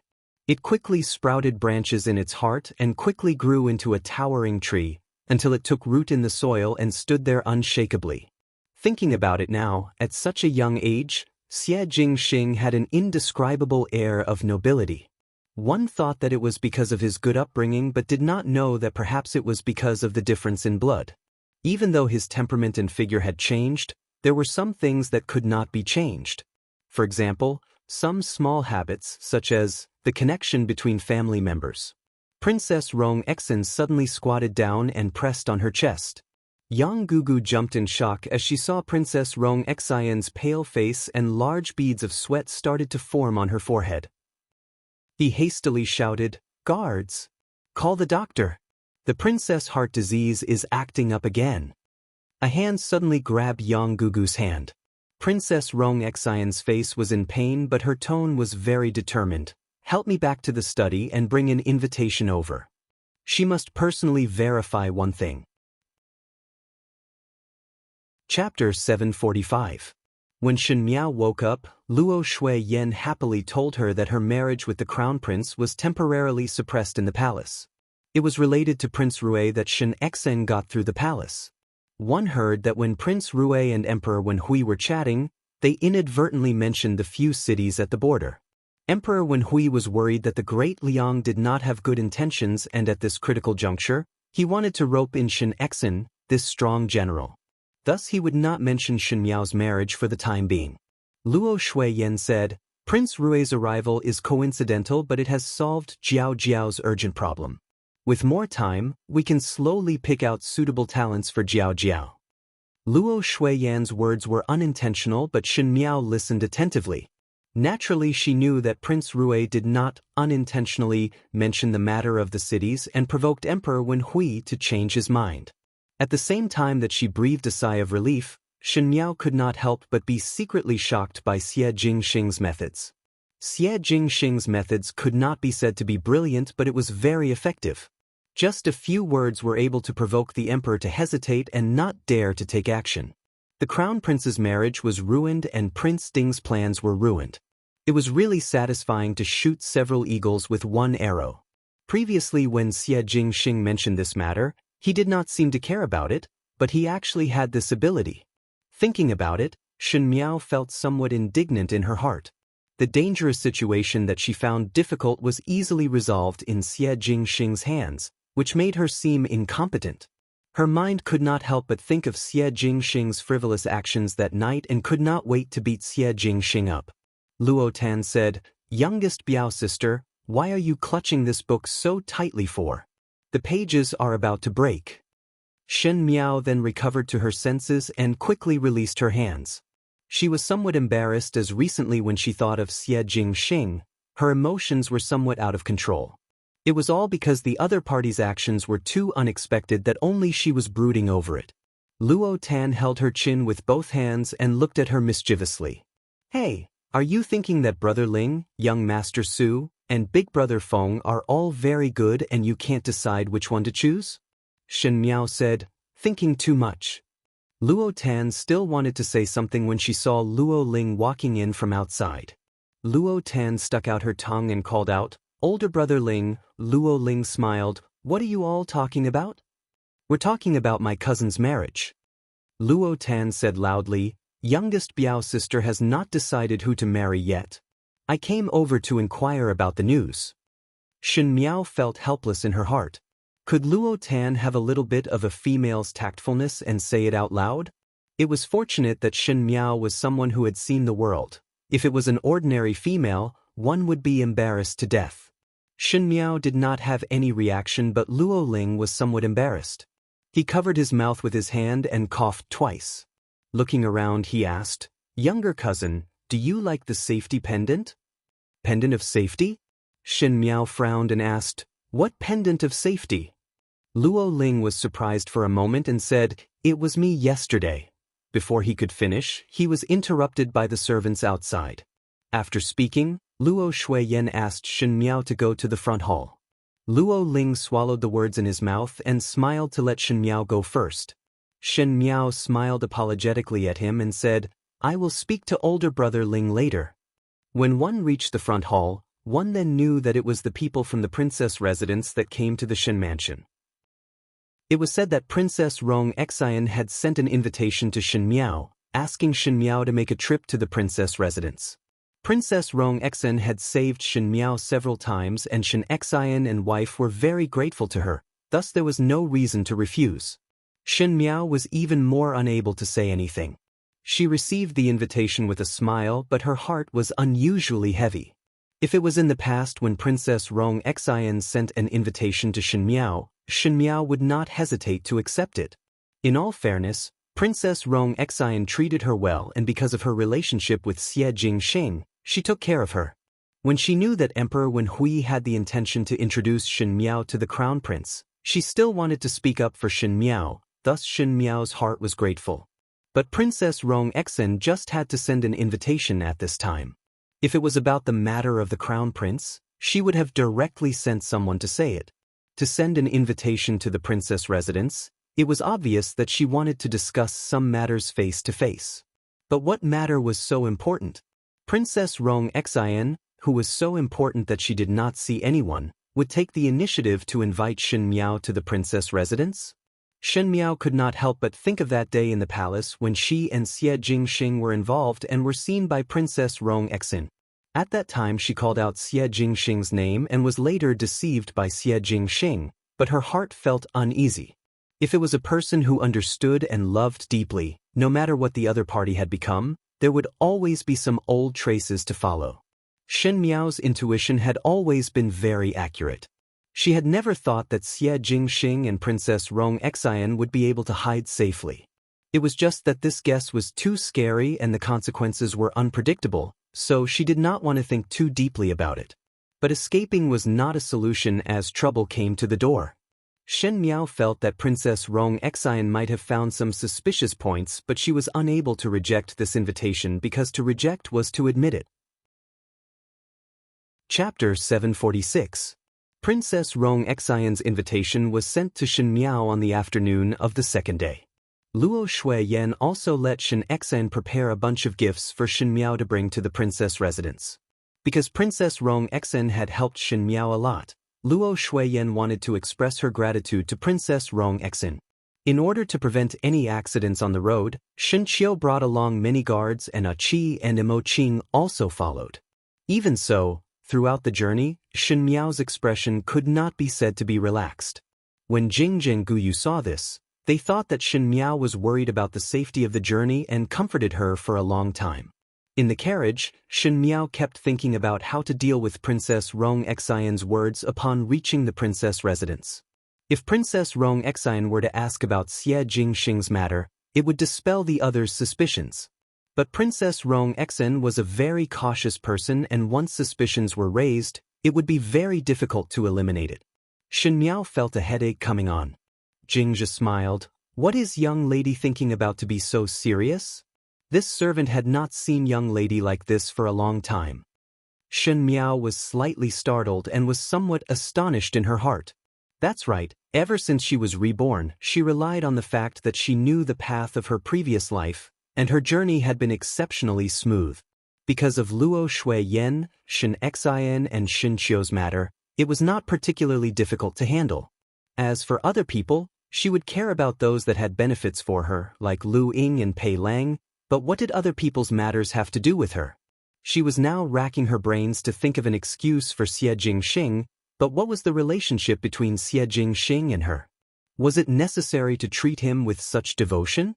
Shen Miao was somewhat annoyed with herself, and she also understood that she had a temperament that liked to get stuck in a dead end. There was a voice in his heart that said that this was all Xie Jingxing's own trouble and should be solved by Xie Jingxing himself. The other voice could not bear for Xie Jingxing to deal with this troublesome matter alone.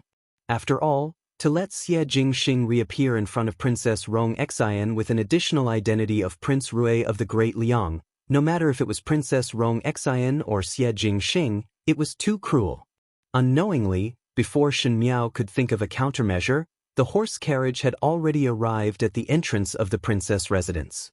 Almost all the servants in the princess residence had an impression of Shen Miao, so naturally they respectfully welcomed her in.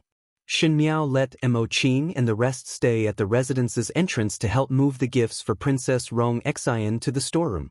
The palace maid brought Shen Miao inside. But he directly brought her to Princess Rong Xian's bedroom. Even though Princess Rong Xian's figure was not commonly seen in court and was usually very low-key. But the princess residence was after all spacious and grand. It was just that after the Fuma's death, Princess Rong Xian was widowed and did not care much about these worldly possessions. Therefore, the bedroom was simple and clean. The moment one entered, it felt a little cold and cheerless.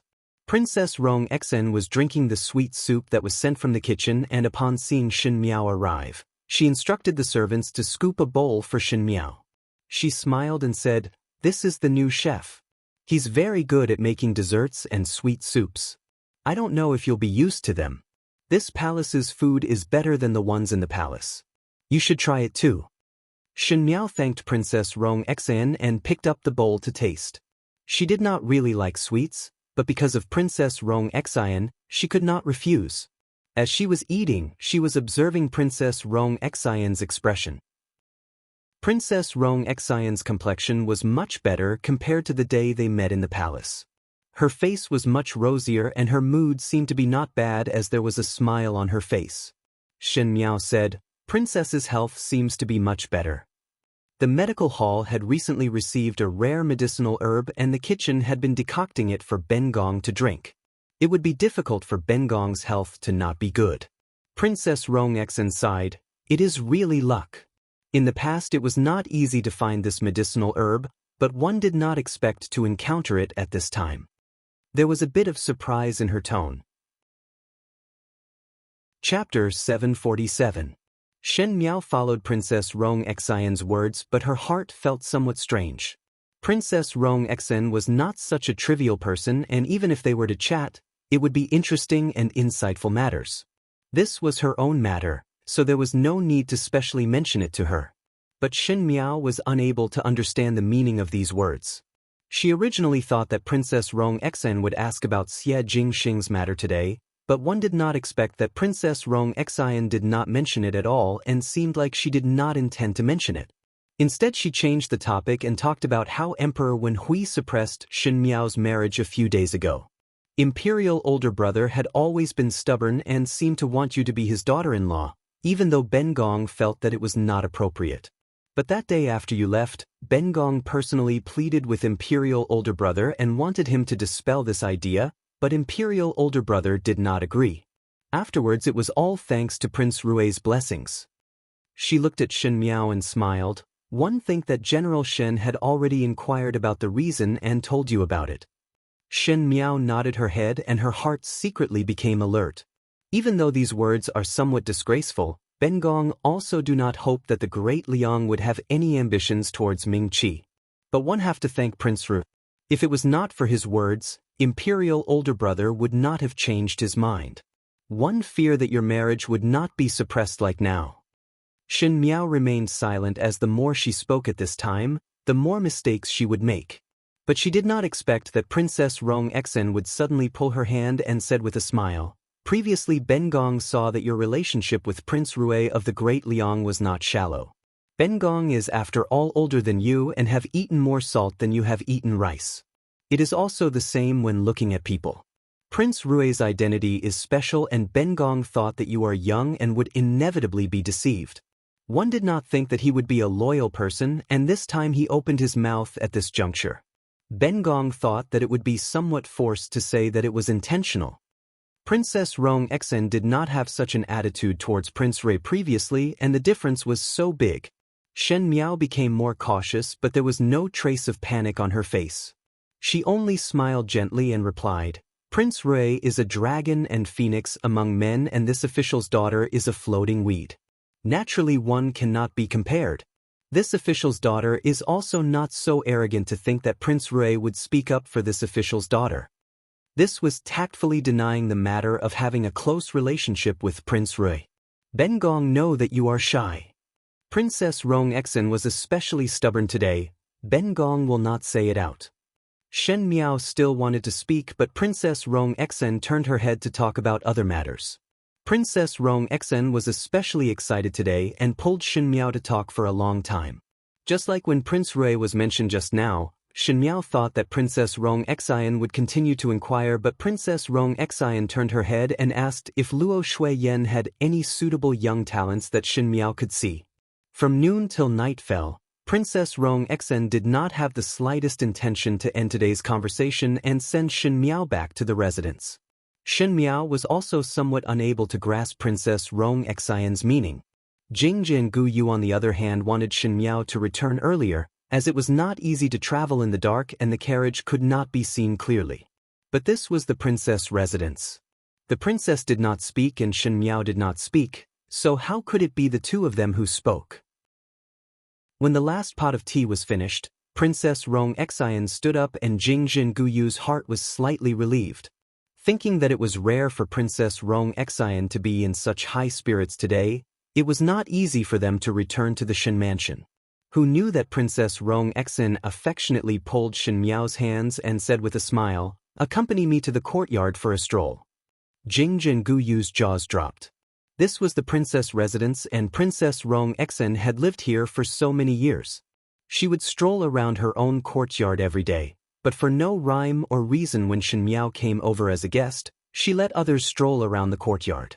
Moreover, it was so dark and it was very cold outside, so one was not afraid of catching a cold when strolling around the courtyard. Did all the princesses of the imperial family have this kind of quirk? Chapter 748. However, Shen Miao understood. It was obvious that Princess Rong Exen had ulterior motives and invited Shen Miao to the princess residence today. It was not just to have Shen Miao accompany her to chat. Princess Rong Exen definitely had her own plans. But Shen Miao could not refuse. She said, "All right."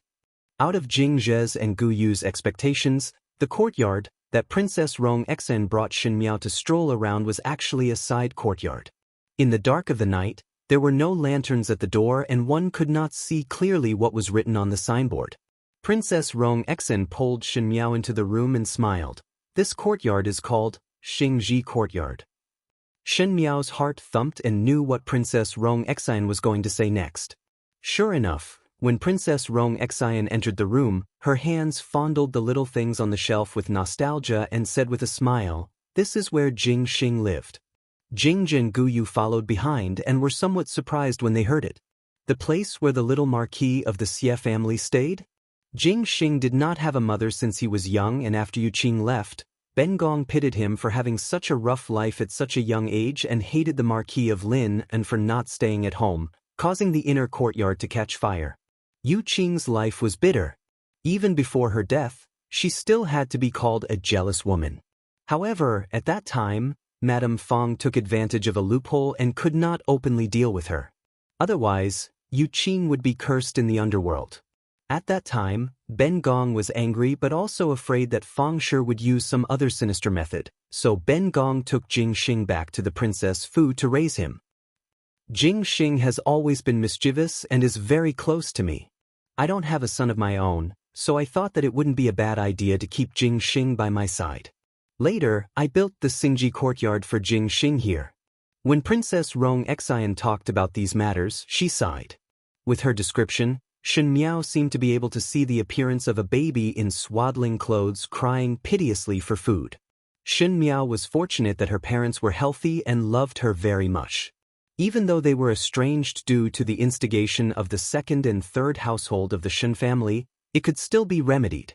But Xie Jing Xing did not have a mother since he was born. In other words, when he was born, in Ming Qi's fake identity, he played a pitiful role and did not have a smooth journey. Jing Xing was raised very well by Ben Gong here.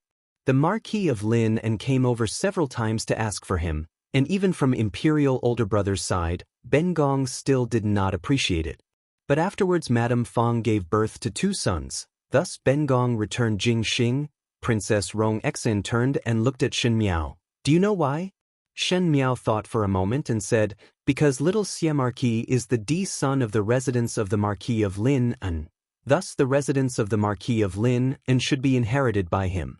If the little Marquis were to stay in the princess residence, Madame Fong and the 2 Shu brothers of the Xie family would take advantage of it. Perhaps the position of the Marquis of Lin and would fall into the hands of the 2 brothers in the future." Princess Rong Exen smiled when she heard it. "Ben Gong already knew that you are a penetrating person. When I was at your age, it was impossible for me to think of this." Shen Miao smiled and declined to comment. Naturally, a young lady who had never given birth to a child would naturally not plan for the child, so how would she look at it for a long time? But she was a woman who had given birth to 2 children. If it was Wan Yu and Fu Ming, she would also let them go back. It was something that belonged to one's child, so how could it be taken advantage of by others? Even though Jing Xing had returned, but his relationship with Ben Gong is very good. It is said that blood is thicker than water. Ben Gong is afraid that after he and the Marquis of Lin get along, he would be provoked by vile people and would have complaints against Ben Gong and Yu Qing. But what made Ben Gong surprised and gratified was that his relationship with the Marquis of Lin was not that good.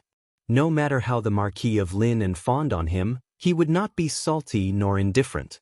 Sometimes Ben Gong thought that he and the Marquis of Lin and did not look like a pair of father and son, so how would there be the saying that blood is thicker than water? Chapter 749. Shen Miao's heart became heavy. The meaning in Princess Rong Xian's words was just too strong. Princess Rong Xian picked up a small mirror on the shelf and said, "Actually, it is not that the Marquis of Lin and does not look like a pair of father and son, and also not like Yu Qing. The Marquis of Lin and is a muddle-headed person but is somewhat indecisive and would not be clear on some matters, else he would not be schemed against by Madame Fong, that little slut. Yu Qing is a silly one who wholeheartedly threw herself onto a man and at the end was secretly hurt and even lost her life, letting her own child suffer for no reason. Jing Xing's temperament was different from the both of them. Jing Xing looked unbearably stubborn but was extremely decisive in doing things. Once he obtained a sword that was valued by his good friend.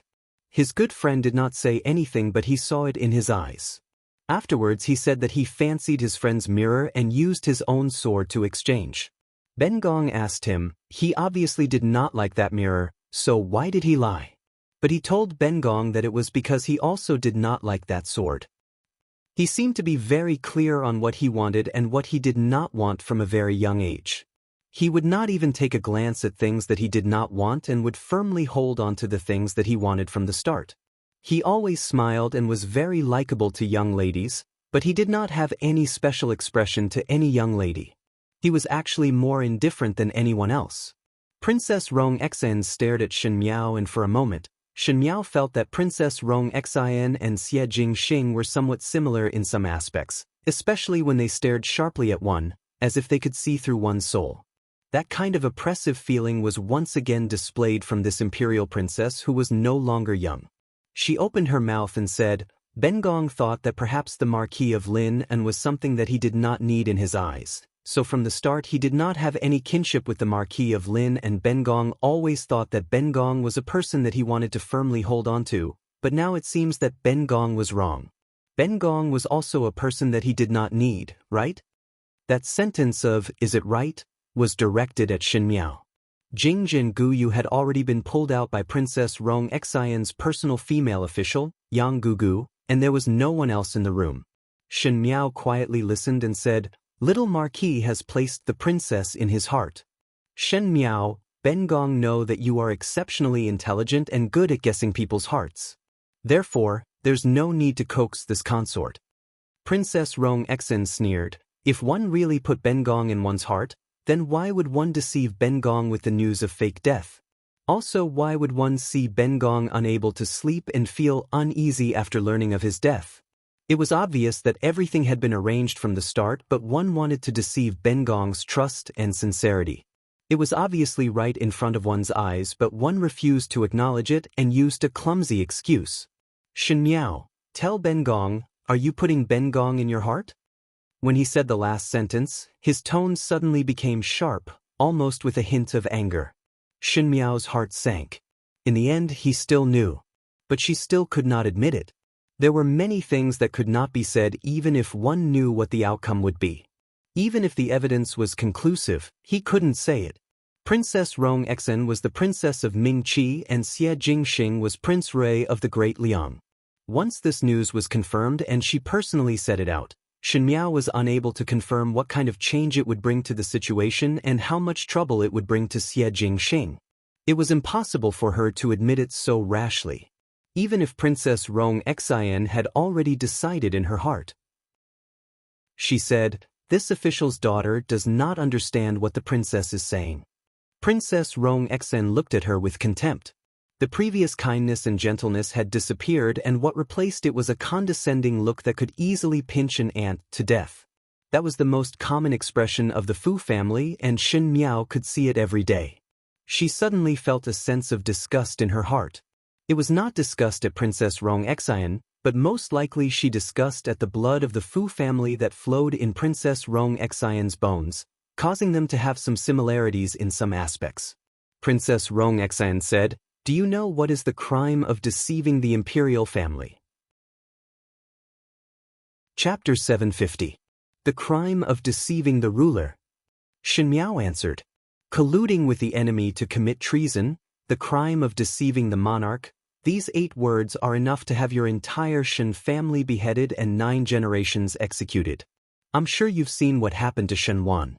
Do you know what you're saying right now? Do you know what kind of lies you're telling me?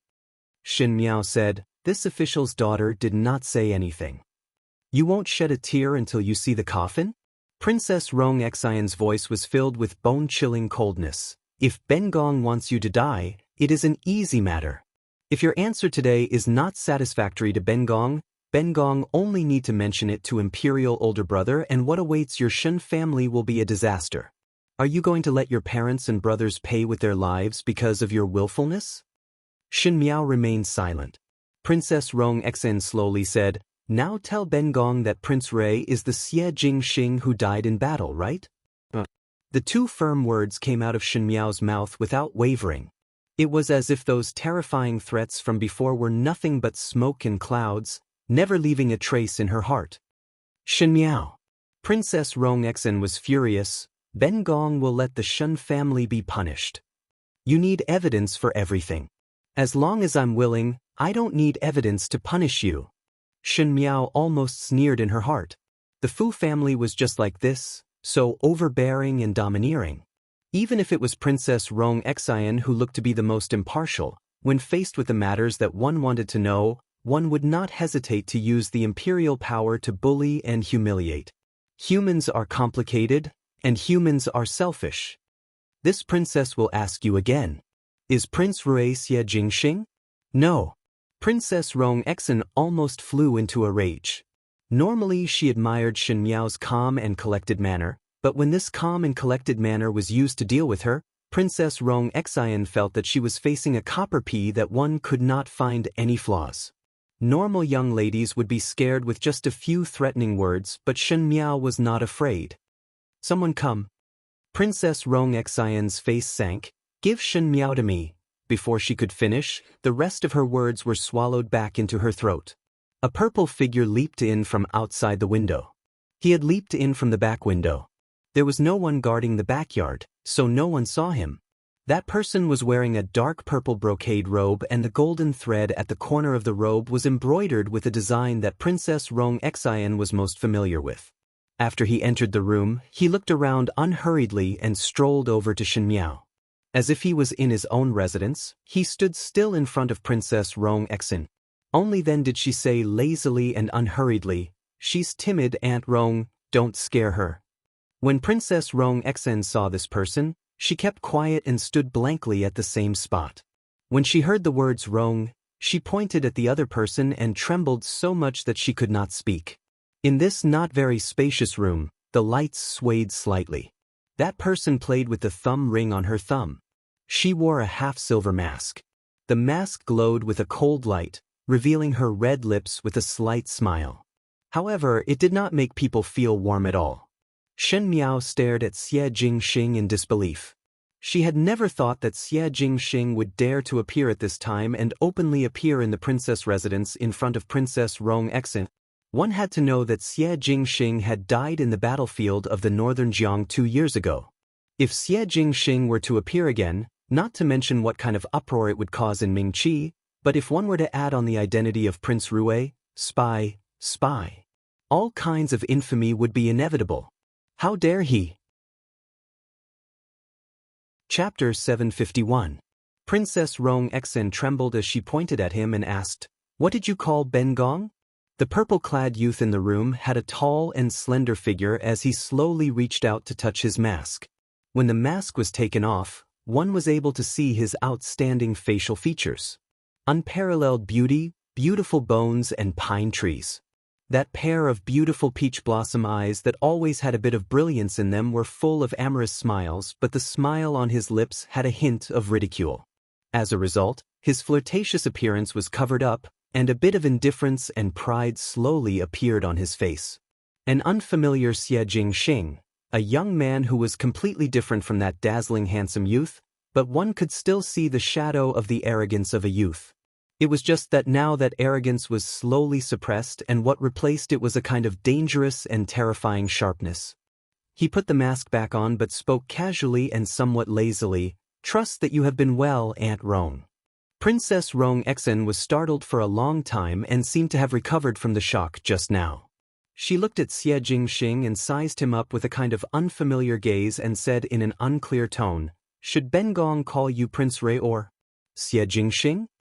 The alienation and defensiveness in those words made Shen Miao unable to help but be shocked.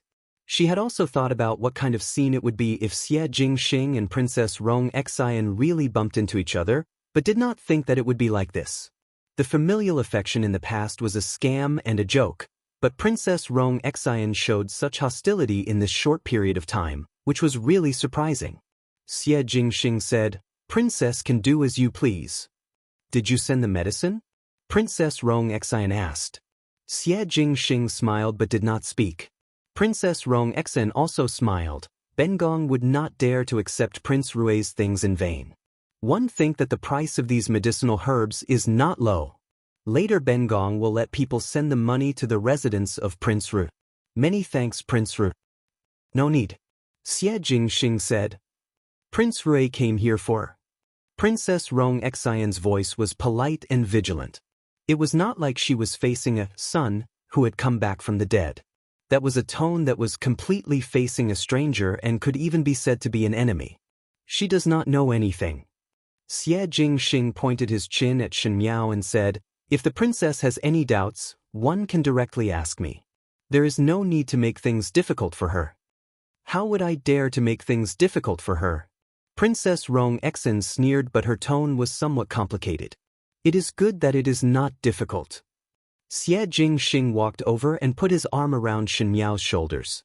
He did not care about Shen Miao's expression and said, "Today's matter, this prince will personally visit another day to explain. If the princess has any dissatisfaction or misunderstanding towards this prince, there is no need to implicate others." His lips hooked up into a smile. Prince Rui's residence awaits any time. Finishing, he did not care about Princess Rong Xian's reaction and walked forward a few steps and walked out the window. Shen Miao was shocked by Xie Jingxing's actions today, as she did not have any reaction when she was taken out of the princess residence. She had never thought that Xie Jingxing would dare to appear in the princess residence so brazenly. To reveal his identity to Princess Rong Exen, even though Xie Jingxing and Princess Rong Xian were like mother and son, but that was in the past. Xie Jingxing was now a great Liang person, and the difference in identity between countries would cause many things to change, especially when they were in such a delicate position. For example, when Princess Rong Exen saw Xie Jingxing today, Shen Miao thought that Princess Rong Exen would be hysterical and would question angrily or cry in pain. However, Princess Rong Xian's first reaction was to be on guard. Her sarcasm, quiet probing, courteous, and did not make things difficult. With such restrained emotions, what was revealed was a fact. In front of Xie Jingxing, who had come back from the dead, Princess Rong Exen was more suspicious than happy. Princess Rong Xian's words floated in Shen Miao's ears. He seemed to be very clear about what he wanted and what he did not want from a very young age. He would not even take a glance at the things he did not want and would firmly hold on to the things he wanted from the start. He always smiled and was very likable to young ladies, but he did not have any special expression to any young lady. He was actually more indifferent than anyone else. Was it that Xie Jingxing knew from young that there would be such a day, so he attributed the kinship to the do not want part? It was not that he did not want, but that he could not afford it. Because even if he wanted it, there would be a day when he would lose it. Loved ones would become enemies and the once loving eyes would become on guard. Since it was so, it was better to be a stranger from the start. When there was no closeness, there would not be a moment of disappointment. Shen Miao's heart suddenly had a bad taste. Chapter 752. The wind at night was really cold, and Xie Jingxing only brought Shen Miao to the outside of the princess residence as the Shen family's carriage was still waiting outside. Shen Miao still wanted to speak, but Xie Jingxing's shadow had disappeared from her side. It was Mo Qing and A Qi who were somewhat surprised to see her suddenly appear at the residence's doors. A Qi asked, "Why did Miss come out alone? Where are the others?" Just as they were speaking, Jing Zhenguyu ran out panting, and after seeing Shen Miao, they also gave a sigh of relief. Jingzhi said, "These servants were waiting outside. Yang Gugu said that you have come out, and this servant thought that she was lying. Later, when I saw that there was no one in the room, I came over to take a look. I didn't expect Miss to really come out." She looked left and right again and was confused. "But there is obviously only one room. We guards outside and didn't see when Miss came out. Could it be that there is a secret passage in the princess mansion?" Gu Yu hurriedly coughed lightly to remind her not to talk nonsense. This was after all outside the princess residence, and even if the princess residence had a secret passage, it was the princess residence's secret. How could it be spoken out so unscrupulously by them? Jing just stuck out her tongue and glanced at Shen Miao. Shen Miao's brows were tightly locked and her expression was somewhat grave. When Jingzhi saw it, she whispered, "Just now when one entered, her Princess Highness expression was not very good. Young lady, did you quarrel with her Princess Highness?" Shen Miao shook her head. Thinking of everything that happened in the princess residence today, she felt that her head was about to explode. He climbed into the carriage and said, "Let's go back first." If there was anything, she would continue to think about it when she returned to the Shen mansion. After all, everything that happened today was really out of her expectations.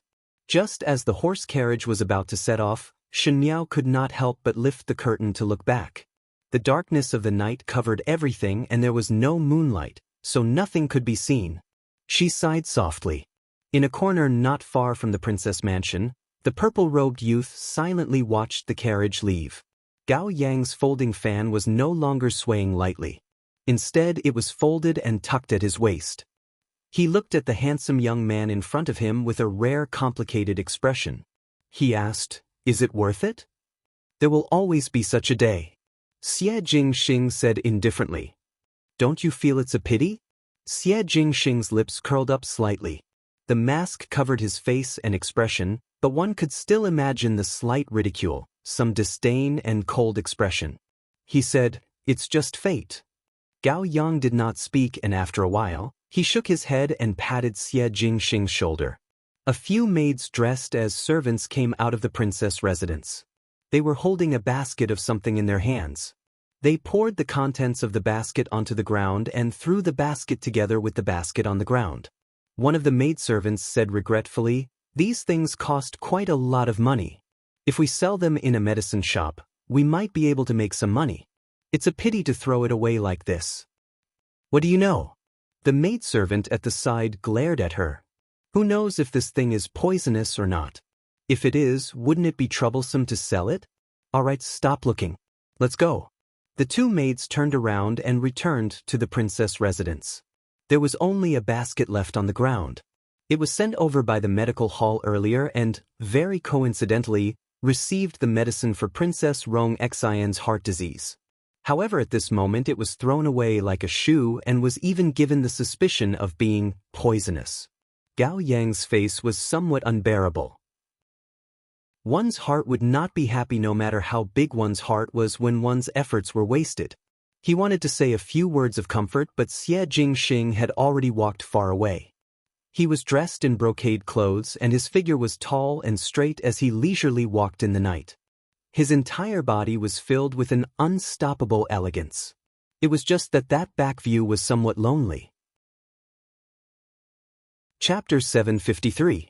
When Shen Miao returned to the Shen mansion, Shen Xian and wife were waiting for her in the residence.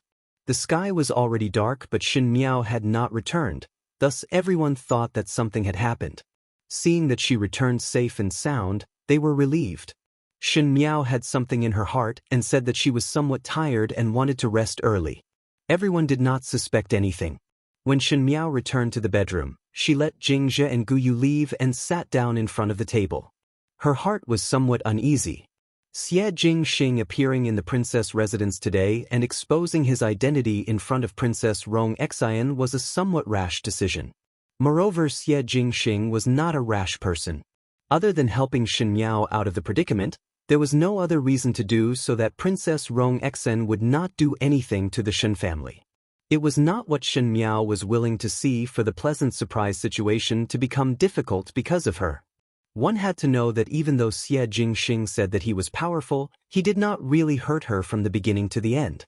Shen Miao did not know how deep the relationship between Princess Rong Xian and Xie Jingxing was, but in the princess residence, Princess Rong Xian's reaction after confirming Xie Jingxing's identity was indeed chilling. Xie Jingxing did not say anything and looked indifferent as if he did not care about it at all, but Shen Miao knew how much damage one would get from one's close ones. Just like how Fu Xiuyi treated her in the past lifetime and how the second and third household of the Shen family treated her, it was because of how cold they were when they shed all pretense of cordiality and how much they ridiculed each other when they were warm and affectionate. If it was Xie Ding's disregard or harm, Xie Jingxing could not care, but Princess Rong Xian might not. After all, Xie Jingxing's first tiger head bracelet was given to Princess Rong Xian. After all, when he returned to the Ding capital 2 years later and knew that Princess Rong Xian had a heart illness again, he would immediately send people to search for the medicine. After all, there was some friendship in it. Shen Miao stood up with some irritation and walked to the window. She opened the window and looked out. The sky outside the window seemed to be splashed with ink, and the Ding capital in the winter night revealed a bleak and desolate feeling. She thought for a while before turning around to return to the room and took out a thick crimson fur cloak from the box to cover her body. He tied the rope in front of his cloak tightly before walking to the window and calling out softly, "Song Yang." A black shadow fell down from the tree and stood straight in front of Shen Miao and said respectfully, "What instructions does young foreign have?" Shen Miao was now unable to hear Song Yang's address. She hesitated for a moment before saying, "Bring me to see Xie Jingxing." Song Yang opened his mouth wide and sucked in a breath of cold air. He was born to be somewhat serious, and usually had a serious expression on his face. At this moment, his expression was somewhat comical. Shen Miao was somewhat angered by Song Yang's gaze and said, "Do you have any ideas or not?" "Young madam." Song Yang came back to his senses with a troubled expression on his face. "This subordinate doesn't know where master is right now." Shen Miao frowned. Song Yang had been keeping an eye on her in the Shen mansion, so it was indeed impossible for him to know of Xie Jingxing's whereabouts. Tonight when she came out of the princess residence, Xie Jingxing had left too quickly and she did not have the time to ask. Right now, no one really knew where Xie Jingxing was. But one did not know why. She felt that Xie Jingxing should be in the residence of Prince Rui at this moment. His emotions were hard to distinguish and he was used to hiding his emotions under a mask. Thus Shen Miao felt that if Xie Jingxing was frustrated, he would be alone. She made a prompt decision and said to Song Yang, "Bring me to the residence of Prince Rui." Song Yang revealed a troubled expression and Shen Miao frowned and asked, "You can't even do this?" Song Yang quickly explained, "This subordinate can naturally do it alone. But bringing along young foreign would not be able to do it." Chapter 754. Shen Miao asked him, "Do you know Qinggong?" Song Yang hurriedly nodded his head. "Then it is all right." Shen Miao said, "Grab me and bring me to the residence of Prince Rui." Her thoughts were very simple, just like what Xie Jingxing did to her in the past. Song Yang was after all Xie Jingxing's people and to a certain extent was more convenient to use than Mo Qing and the rest. The most important thing was that she did not want Xie Jingxing's identity to be known by more people, as it would be more dangerous for one person to know about it, even if it was a person that one trusted, because there was no telling when one would be used by others. When her words were spoken, Song Yang shook his head repeatedly and there was even some fear in his eyes. "Cannot." "What is it now?" Shen Miao's patience was about to run out. Song Yang said, "Males and females are not clear." Shen Miao, she did not know where did Xie Jingxing found these guards that were more disciplined than females. But no matter what Shen Miao said, Song Yang was not willing to bring her to the residence of Prince Rui. Shen Miao was also in a difficult situation. If she did not allow Song Yang to use his Qinggong, she would have to walk out of the Shen residence's doors. The Shen residence's doors were guarded by Shen Xian soldiers and it was impossible not to alarm them. To leave in the middle of the night, one feared that before she could even leave the doors, everyone in the family would wake up in 2s and 3s. At that time, she would not be able to explain at all. Shen Miao had a terrible headache. She looked at the wall outside the courtyard and suddenly a light bulb went off in her mind. When Xie Jingxing just moved to Yanqing Lane, Because he was not short of money to spend, he simply bought all the neighboring residences between the residence of Prince Rui and the Shen Mansion, and even glorified it as neighbors. Looking at it this way, it could be said that the residence of Prince Rui was neighbors to the Shen Mansion. It was just that the room that Xie Jingxing stayed in was a little far away. Since it was a neighbor's residence, Shen Miao's gaze landed on the high wall in the courtyard. She said, "Climb over the wall." Song Yang looked at her blankly, as if he did not believe his own ears. He was ordered to protect Shen Miao's safety and had been watching Shen Miao's every move in the Shen Mansion, so naturally he knew what kind of person Shen Miao was. Shen Miao was dignified and calm, abided by the rules, and was able to endure loneliness at such a young age. She looked like a noble that came from a faraway land. In short, even some of her small actions showed that she had a good upbringing. Song Yang often sighed in his heart that this young madam was different from others. She was born to be extremely noble. Who knew that at this moment he would hear that this noble young madam wanted to climb over the wall? Song Yang thought that there was something wrong with his ears. Shen Miao glared at him and said without anger, "Are you unable to hear my words?" "Yes, yes, yes." Song Yang stood up straight and did not dare to look at Shen Miao's expression. The following days were enough to make Song Yang feel pain. Previously, he thought that Shen Miao wanted to climb over the wall herself, but the wall that Shen Miao mentioned was to stack things on both sides of the wall to form a staircase. Shen Miao then walked from one side of the wall to the other side. In the middle of the night, Song Yang only went to steal the haystacks that the rich people left to fertilize, but the problem was that there were more than 10 courtyards between the residence of Prince Rui and the Shen Mansion. There were walls between each courtyard, and Song Yang was so busy that he was sweating all over even on such a cold day. Seeing Shen Miao arrogantly walking past one wall after another, as if she was not walking on the wall but the high steps of the imperial palace, he sighed and at the same time complained incessantly about his fate. If it was not that he was afraid of tarnishing young madam's body and provoking master's dissatisfaction, Song Yang would not need to put in so much effort. One had to know that his qinggong was not bad and it was more than enough to fly with a person, so why would he need to run around now? Previously, when master transferred him out from Mou's army, his colleagues were all envious of his good luck, but did not know that this good job was to be a coolie for others and was even worse than a manservant. Song Yang silently cried in his heart. Chapter 755. When Shen Miao flipped over the last wall and arrived at the residence of Prince Ru, Song Yang was so tired that he did not want to speak. Because they entered from the direction of the inner courtyard and did not walk through the main entrance, there was not a single guard in the huge residence of Prince Ru. Song Yang also revealed a puzzled expression. Obviously, it was not that undisciplined in the past. Shen Miao was still looking at the layout of the residence of Prince Rui. It was indeed as magnificent as the rumors said. It was just a temporary place to stay, and it was actually so meticulously renovated. She did not know how extraordinary the real Great Liang's imperial palace would be. Just as she was thinking, there was an additional black-clad middle-aged male in front of her. "Tai Yi!" Song Yang shouted and immediately asked, "Where are the others?" The guard called Tai Yi was surprised for a moment when he saw Shen Miao and cupped his hands towards her. "Is there an important matter for young Lady Shen to visit?" Shen Miao looked at the other person's appearance and seemed to know her. Seeing that Song Yang was greeting him, she guessed that he was Xie Jingxing's people and said, "I am looking for Prince Rui and have some words to say."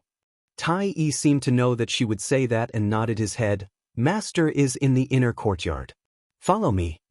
When Ming-Chi's winter was cold, no one was willing to walk around outside. If it was at night, there would be no one on the streets. Even the birds, cats and dogs would curl up in their warm nests and were not willing to move at all.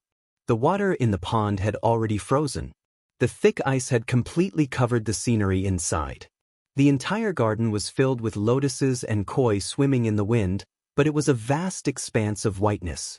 It seemed that no matter how good the day was, there would be a moment when it would pass, just like how the flowers that bloomed in spring would one day wither. The purple-clad youth was lazily sleeping on the tree with his hands supporting his head. He did not take off the mask on his face, and there was a lantern hanging on the tree. Under the faint halo, His expression could not be said to be desolate nor happy, but there was some slight loneliness. Like the wind passing through the trees, it was light, but also cold. Quiet and silent. Under the tree, the white tiger lay down. From time to time, it would use its claws to scratch the tree trunk. Occasionally, it would use its mouth to bite the icicles that had fallen on the ground. The crunching sounds of its bite could be heard clearly in the night. When Shen Miao came in, this was the scene that entered her eyes. The youth and the white tiger were sleeping, but it made her think of herself in her previous lifetime. Walking through the imperial garden in the middle of the night in the palace, her eyes seemed to be filled with the laughter of Fu Xiuyi and Mei Furen in the day. It was somewhat bitter as she walked endlessly. When the white tiger suddenly saw that someone was coming, it immediately stood up and looked at her warily with its body arched. It let out a low warning howl, but because it was too small, it didn't seem threatening at all. The sound it made was also hulu hulu, which was quite cute. Shu, jiao jiao. Xie Jingxing said, "Be quiet." Shen Miao. She walked under the tree and raised her head to look at the person sleeping in the thicket. "Who are you calling?" Xie Jing's actions paused and suddenly lowered his head. When he saw Shen Miao, he was surprised and asked, "Why are you here?" The words in the princess residence were not finished, so one came over to take a look. Xie Jingxing swept a glance at her and did not come down from the tree. Instead he laughed softly, "You came because you are concerned about me?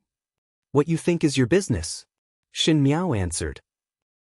"Could it be that you think that I will be sad?" Xie Jingxing seemed to have heard a joke, and his expression became more interesting, really naive. "It is best that there is none." Shen Miao did not care about his somewhat mocking words and spoke calmly.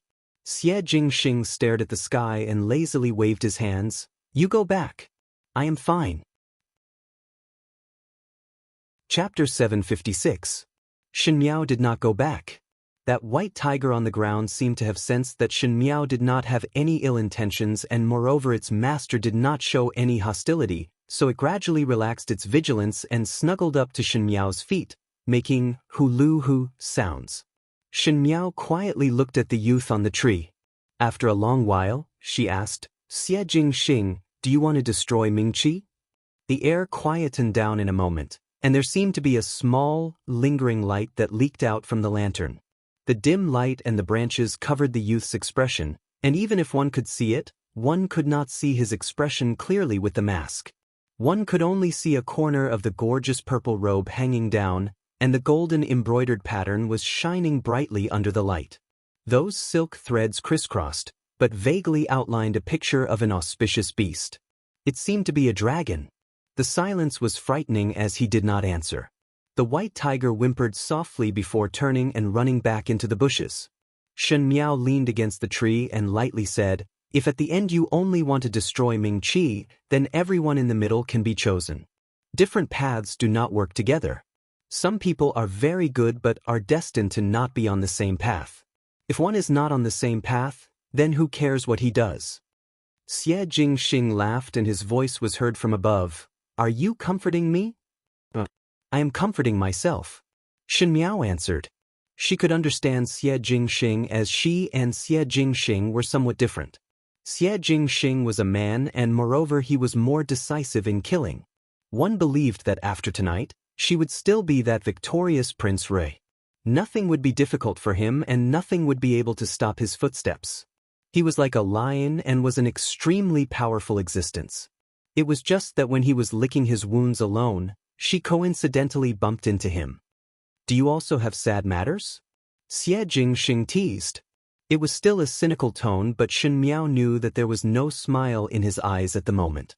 It was because there were some emotions that even he himself was unable to conceal. That was why he went up to the tree where no one could see and was not even willing to take off his mask and sit quietly. "My sad matters are no less than yours." Shen Miao smiled gently. At least Princess Rong Xan is still alive. The most painful thing in the world should not be that the person who was misunderstood and blamed is no longer around. Some mistakes can be compensated for and some cannot. Just like her Wan Yu and Fu Ming, she could save many people, but only these two could not be saved. In this lifetime, even if she exhausted her entire life, she could not save them. Regardless of whether she was able to take revenge in the future, or whether she could live a prosperous life with the Shen family, there would never be a chance to make up for this regret. She could only chew it over and over at night. Even entering their dreams was an extravagant hope. You also know that this day will come sooner or later, so why worry so much? Doing one's best and knowing heaven's will, one have done one's utmost benevolence and duty. No matter how excessive the rest are, it is only fate that has reached the end. Shen Miao said, no one is to walk the same path with anyone for a lifetime. For example, my marriage. Fu Xiuyi and I are not on the same path. The crown prince is not on the same path as me. Huang Fu Hao is not, Feng Zixian is not, Luo Ling is not, and Pei Lang is not. Fu Xiuyi and the crown prince were part of the Fu family, so naturally they were enemies and it was impossible for them to be together with Shen Miao. Huang Fu Hao had ulterior motives and Feng Zixian grew up with the wind and current. The flowers that were raised in the greenhouse were different from her bones. Luo Ling's character was upright, so how could he understand the dark schemes in her heart? As for Pei Lang, he had complicated entanglements. In the previous lifetime, he had also heavily added a stroke in Shen Miao's life, and this stroke made her and Pei Lang forever separated by something, making it impossible for them to treat each other honestly. Chapter 757. If you say it like this, then there is no one in this world that is with you. Xie Jingxing reminded. That is the truth. Shen Miao silently sighed in her heart. A person who climbed up from the grave and lived a second time, in some aspects, should be similar to a ghost. She had always been walking alone on the road of revenge. Then comforting me like this would give me an illusion. Xie Jingxing gently smiled. You are with me. The wind picked up the leaves on the ground and blew across the lake. The surface of the lake was as hard as a rock and could not be moved. But one could vaguely see the spring breeze blowing across the surface of the lake, the ripples of the water, the sparkling spring water, and the beautiful scene of red flowers and green willows. Winter will pass and spring will come. Shen Miao's voice was very light, even lighter than the night wind, as it scattered in the air. She said, who says it is not? If you comfort me like this, it will give me the illusion that you are on the same side as me. Who says it is not? A shadow flashed in front of the tree and someone came down from it. The youth's back was tall and handsome.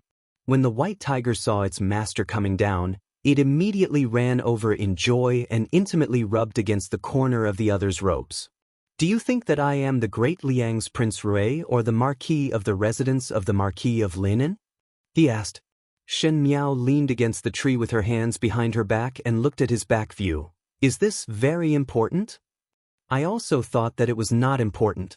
Xie Jingxing stood by the pond and his voice was calm, as if there was no fluctuation at all as he calmly narrated. From the moment I knew my identity, someone kept reminding me that this is very important. The Marquis of Lin is weak and incompetent, indecisive and not fit to be a father. Even if the real little Marquis Xie did not die prematurely, he would still die in Madame Feng's hands. Aunt Rong treated me very well. I thought that it was important to others, but to her, my identity was not important. But now it seems that I made a big mistake. He lightly said, to the people of the world, this question is important from the beginning to the end. There is no fluke. One thought that some feelings could break through the shackles of identity and family could be above everything, but in the end it was no less than a fierce slap on one's face. Most importantly, it should be that deep sense of disappointment. Shen Miao stared at his back and said after a long time, it is not important to me. Xie Jingxing laughed softly. He turned and walked towards Shen Miao and stopped in front of Shen Miao. He looked down at Shen Miao from above and asked, do you know who I am? You are only Xie Jingxing. She did not want to admit defeat and raised her head as if she wanted to suppress the other's imposing manner. Only? He was slightly displeased. You can deceive others but not me. Shen Miao looked at his mask. I knew what kind of person you were from the beginning. From the moment I met you to the end of the alliance, you are only Xie Jingxing, nothing more. Xie Jingxing made a meaningful "oh" sound. He took another step forward and Shen Miao subconsciously retreated. She was originally leaning against the tree and now with her back against the tree, there was no way to retreat but Xie Jingxing lifted her chin. Xie Jingxing said, "Do you think that I am very cruel?" "Do not think so. I am also the same." Shen Miao answered. "Then do you know that I am not a good person?" His voice was low and pleasant to listen to, and in the night when the cold wind blew into one's ears, it made one's body feel hot. Shen Miao shrank back again but was not willing to be looked down upon and only said, "No. I am also the same." Xie Jingxing held her waist and pulled Shen Miao towards him. The mask blocked his face and made his handsomeness have a trace of bewitching mystery. He said, "Then I can answer your question now." "What question?" Shen Miao was puzzled. "You asked me if I want to destroy Ming Qi." Shen Miao stared at him. That pair of beautiful eyes were full of bright lights that were so deep that one could be sucked in. "Then what is your answer?" she asked. "If I say yes, will you report me?" Xie Jingxing smiled evilly. Shen Miao slowly said, "Will not. Because I am also the same." Just one sentence. 3. I am also the same, but it made Xie Jingxing's gaze change. It was like a cluster of sparks blooming in the cold icy plains. One could not tell whether he was happy or angry as he only asked, "Do you know what you are saying?" Shen Miao was silent. He gritted his teeth as if he wanted to swallow Shen Miao whole. He said, "Shen Miao, do not regret it. Once you board my boat, do not leave in this lifetime." He suddenly leaned over and kissed Shen Miao. Shen Miao subconsciously wanted to dodge but Xie Jingxing grabbed her waist and pulled her into his embrace. His cold mask touched Shen Miao's face and imprisoned Shen Miao's hands as he roughly kissed her lips. Chapter 758. 175. His kiss was hot but the silver mask was cold, as if it was carrying some kind of indescribable emotion that covered the sky and earth. The more Shen Miao struggled, the more firmly he imprisoned her. He locked her in his embrace and used a kind of vow gesture to possess her lips. The flowers that bloomed in the winter, the butterflies that fluttered in the autumn, the ice spring in the summer and the snowflakes in the spring were all unable to describe the strangeness of this moment. There was the whistling sound of the wind beside her ears, but that beautiful youth's embrace was strong and the kiss was scorching hot, as if she was unable to escape even if she tried her entire life. When Xie Jingxing released Shen Miao almost went limp and was almost unable to breathe. In her previous life, she admired Fu Xiuyi, but from the beginning to the end, she was hot-headed. On Fu Xiuyi's wedding day, the bridal chamber was just a perfunctory gesture. She had never been so intimate with a male before. Feeling that she had lost her composure, Shen Miao flew into a rage out of humiliation and glared at Xie Jingxing as he supported her to prevent her from falling. But she did not know that she had just been kissed. Her pair of eyes were so moist that they were almost overflowing with water. Her face was flushed red and her red lips were like flower petals, but it made one want to love her even more. Xie Jingxing moved his gaze away to hide it. Other than feeling embarrassed and angry, Shen Miao was also at a loss. In all fairness, she had more or less expected it to be like this. As for why she did not stop it or let it develop, it was because she followed her heart and made a subconscious reaction. Shen Miao did not want to delve into the reason. "Tell me about your marriage." Xie Jingxing resumed his cynical tone and said, "What are your plans now?" Shen Miao looked at him inexplicably. "What plans?" Xie Jingxing narrowed his eyes at her and his tone was somewhat dangerous. "The crown prince, Luo Ling, Feng Zixian, Su Ming Feng, Pei Lang. Who do you want to marry?" Shen Miao frowned and pretended to think seriously. Xie Jingxing's eyes narrowed and said in an unfriendly tone, "You really want to marry someone else?" "Why can't I want to marry someone else? Kissed me, touched me and dared to wear a green hat on me. Shen Miao, your courage is not small." Shen Miao smiled gently. "Could it be that you want me to marry you? You are finally smart for once." Xie Jingxing leisurely said. Shen Miao was surprised for a moment. It was not that she did not think about the relationship between her and Xie Jingxing. The two of them said that they were allies, but in the end, their relationship was even more ambiguous than that. When it comes to the matters between men and women, even if you haven't eaten pork, you've seen pigs run. Shen Miao was also aware of some things from the same heartbeats in those nights. But this did not mean that Xie Jingxing could marry her. Xie Jingxing was Prince Rui of the Great Liang, and she was the daughter of the Ming Qi's general. Not to mention, if Ming Qi's side would agree, one feared that it would not be easy to explain to Emperor Yonglu. Especially looking at the current situation, Xie Jingxing seemed to have a very high position in the Great Liang. The more power he grasped, it meant that Emperor Yonglu valued Xie Jingxing more. A courtier who was valued by the emperor had many things that were beyond his control, including his own marriage. When Shen Miao was still distracted, she heard Xie Jingxing speaking again. You do not need to worry about anything. Just obediently stay in the room to embroider the dowry and wait for me. When did I agree to marry you? Shen Miao asked. Xie Jingxing pondered for a moment before his lips hooked up into a smile. He said, I also do not mind cooking the uncooked rice tonight. Shen Miao looked at him vigilantly, but Xie Jingxing smiled and said, You look like you are looking forward to it. Shen Miao decided that she could not continue talking to Xie Jingxing like this anymore. This person was bad to the bones and could not even speak properly with 3 sentences of teasing. She said, I have a solution for the crown prince's matter. Chapter 759. Xie Jingxing raised his eyebrows. You already have a countermeasure? I suddenly thought of it. Shen Miao emphasized, Need your help. Need my help? Xie Jingxing smiled gently and whispered as he looked at her, Your husband will help you. Shen Miao. When Shen Miao returned to the Shen mansion from the residence of Prince Rui, it was almost dawn. When they returned, it was naturally Xie Jingxing who brought her back. When he knew that Shen Miao came over by climbing over the wall, Xie Jingxing's smile almost made Shen Miao angry. But after this night, many things quietly changed. Shen Miao had a strange feeling when she was discussing with Xie Jingxing about the countermeasure to the crown prince's marriage. She had always been alone on the path of revenge. Now that there was an inexplicable strong enough reliance behind her, it made her feel at ease. Especially that this reliance was rather smart, as he was able to see the loopholes in the countermeasure that she proposed and was able to propose improvements.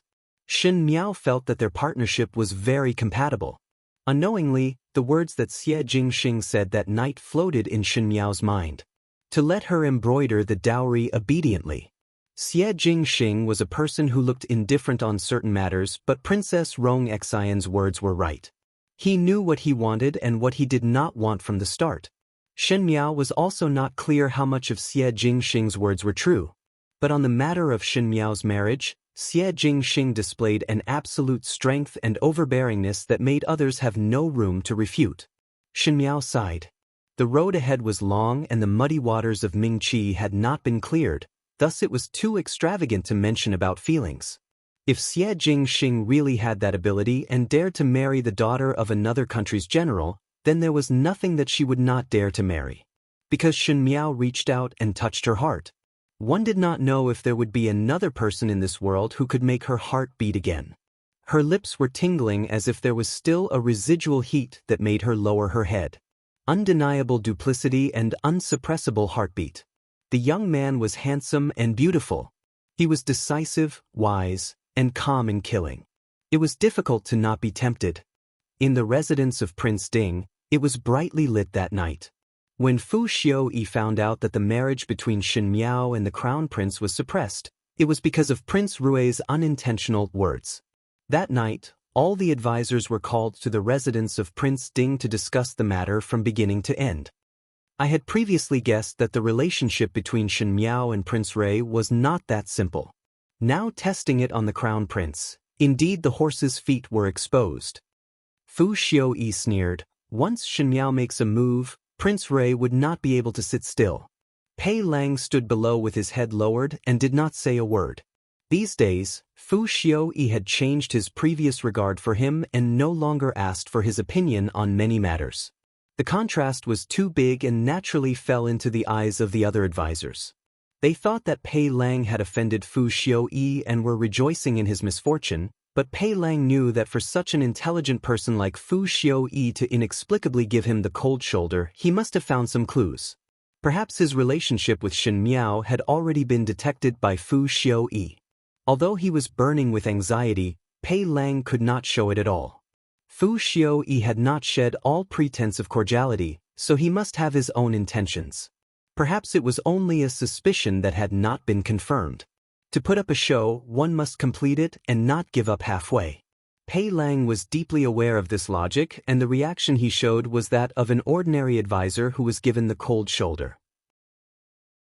What is Gentleman Pei's opinion? Today for the first time, Fu Xiaoyi asked for his opinion. Pei Lang's heart jumped and he lowered his head. This subordinate thinks that one should immediately investigate the relationship between the Shen family and Prince Rui or the Great Liang. Shen Miao's identity is special and represents the most important military power in Mingqi. If the Shen family and Prince Rui had reached an agreement privately, one fear. Chapter 760. The advisors started to discuss. Even though they were dissatisfied with Pei Lang, they had to admit that Pei Lang's words were not wrong. Shen Miao was after all a young lady and not a great beauty that could cause the downfall of a country. Rather than saying that Prince Rui flew into a rage because of a beauty, it would be more reasonable to say that Prince Rui valued the Shen family behind Shen Miao. Fu Xiaoyi said, "Gentleman's words are correct, but I heard about one thing today." Everyone waited for him to say the rest of the words. Shen Miao stayed in Princess Rong Xian's residence for a day. The princess's health was not good, but she was left alone till night. Moreover, it seemed that after Shen Miao left, the princess did not seem to be in a good mood. Fu Xiaoyi smiled. Could it be that the princess also knows something? After a moment of silence, one of the advisors said, "Perhaps Princess Rong Xian knows some inside information. Your Highness might as well start from Princess Rong Xian's side. Perhaps you can find some clues." "I also think so." Fu Xiaoyi looked at Pei Lang, and one did not know if he was deliberately saying it for him to hear. Even though Shen Miao has the backing of the Shen family, she herself is also very strange. Prince Rui only helped her in every matter, so there must be some hidden reasons. If Princess Rong Xian is also involved, then things would become interesting. Paper cannot wrap fire. I must uncover the secret between them. Fu Xiaoyi smiled meaningfully. One still have to rely on everyone. Everyone continuously said that they did not dare. Pei Lang lowered his head, but a trace of uneasiness flashed past his heart. That night, there was no peace in the princess residence. Princess Rong Xian sat in the Xingji courtyard for an entire night. Xie Jingxing did not die and instead became the Great Liang's Prince Rui. This was something that Princess Rong Xian had never thought of.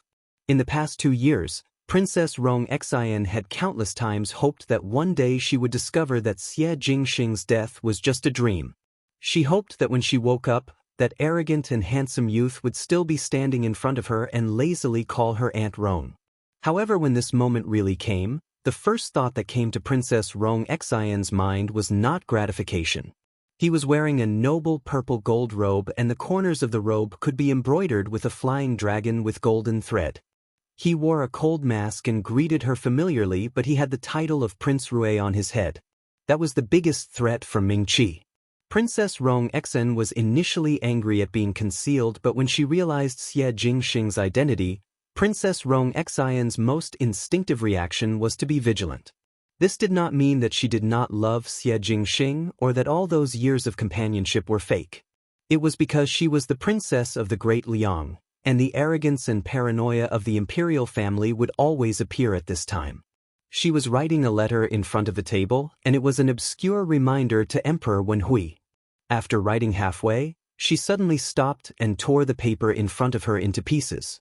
The entanglement and complexity in her heart could not be expressed in words, but she was not willing to see Xie Jingxing again because she was afraid that she did not dare to face him.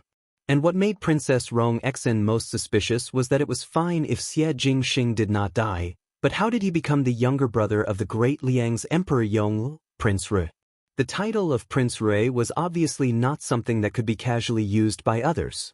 Was Xie Jingxing originally a Great Liang's person, Or was he bought by the great Liang's people by chance? If it was the former, then it was pardonable, but if it was the latter, then Xie Jingxing was a living traitor to the country. Xie Ding and Xie Jingxing were not close, so it was not possible to ask Xie Ding. Shen Miao must know something, but Shen Miao would definitely not say it.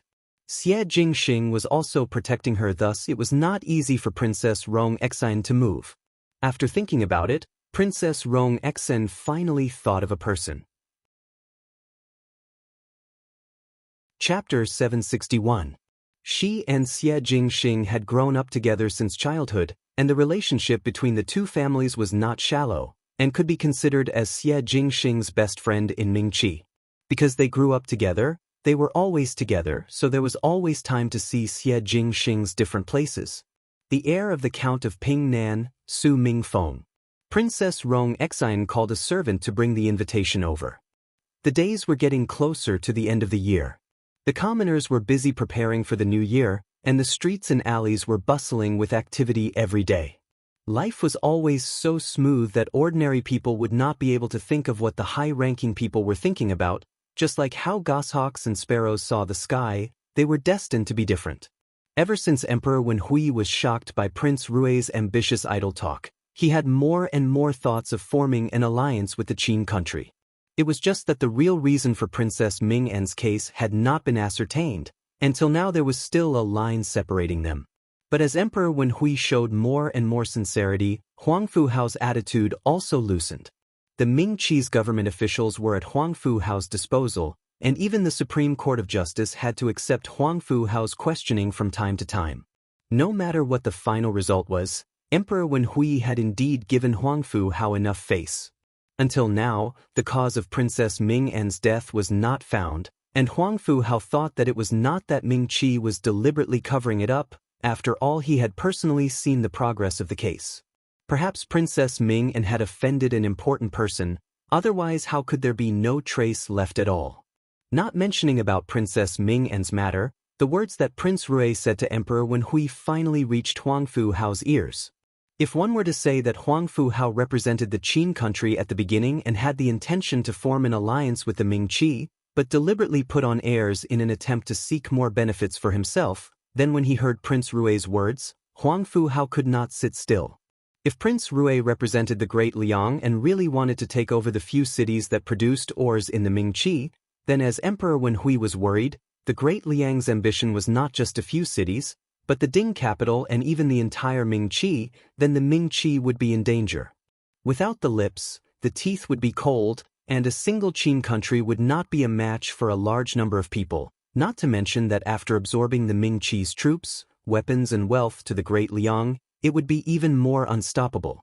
At that time when the Great Liang would come to clean up the Qin country would not be able to turn the situation around. The purpose of the alliance between the Qin country and Ming-Qi was only to contain the Great Liang. Huangfu Hao passed the news back to the Qin country. Even though the Qin emperor was angry that he had lost a princess in Ming-Qi, but a princess was insignificant compared to the entire Qin country. The Qin emperor only let Huangfu Hao temporarily suppress the matter of Princess Ming-En and must form an alliance with the Ming-Qi. After Huangfu Hao received the news from the Qin country's emperor, he ran to the Ming-Qi's palace more frequently these days. One had the intention to form an alliance and the other was worried that he did not have any helpers. They hit it off and on the surface they were happy and harmonious. Thus the relationship between Emperor Wenhui and Huangfu Hao was much closer. Emperor Wenhui had the intention to support the crown prince and previously wanted to marry Shen Miao to the crown prince, but who knew that he would suddenly peak at the Great Liang's ambition and did not dare to take action against the Shen family. Now that Huangfu Hao had come over, it was just right for Huangfu Hao to interact with the crown prince more and let Huangfu Hao owe the crown prince a favor. Everything in this world was naturally linked in countless ways. Relationships that usually seemed to have nothing to do with each other were intertwined with each other through all sorts of intertwining and weaving. Intelligent people were good at finding places that they could use in these relationships, but if an ordinary person was not careful, they would be lost in all sorts of intertwining. In the residence of the Minister of Land, Shen Dongling was drinking tea.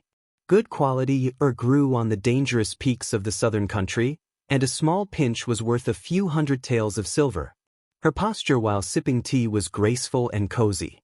She was wearing a cotton jacket embroidered with Jiangnan embroidery. She was also very pretty and delicate. At first glance, one could tell that she was a charming young married woman who lived like a prince.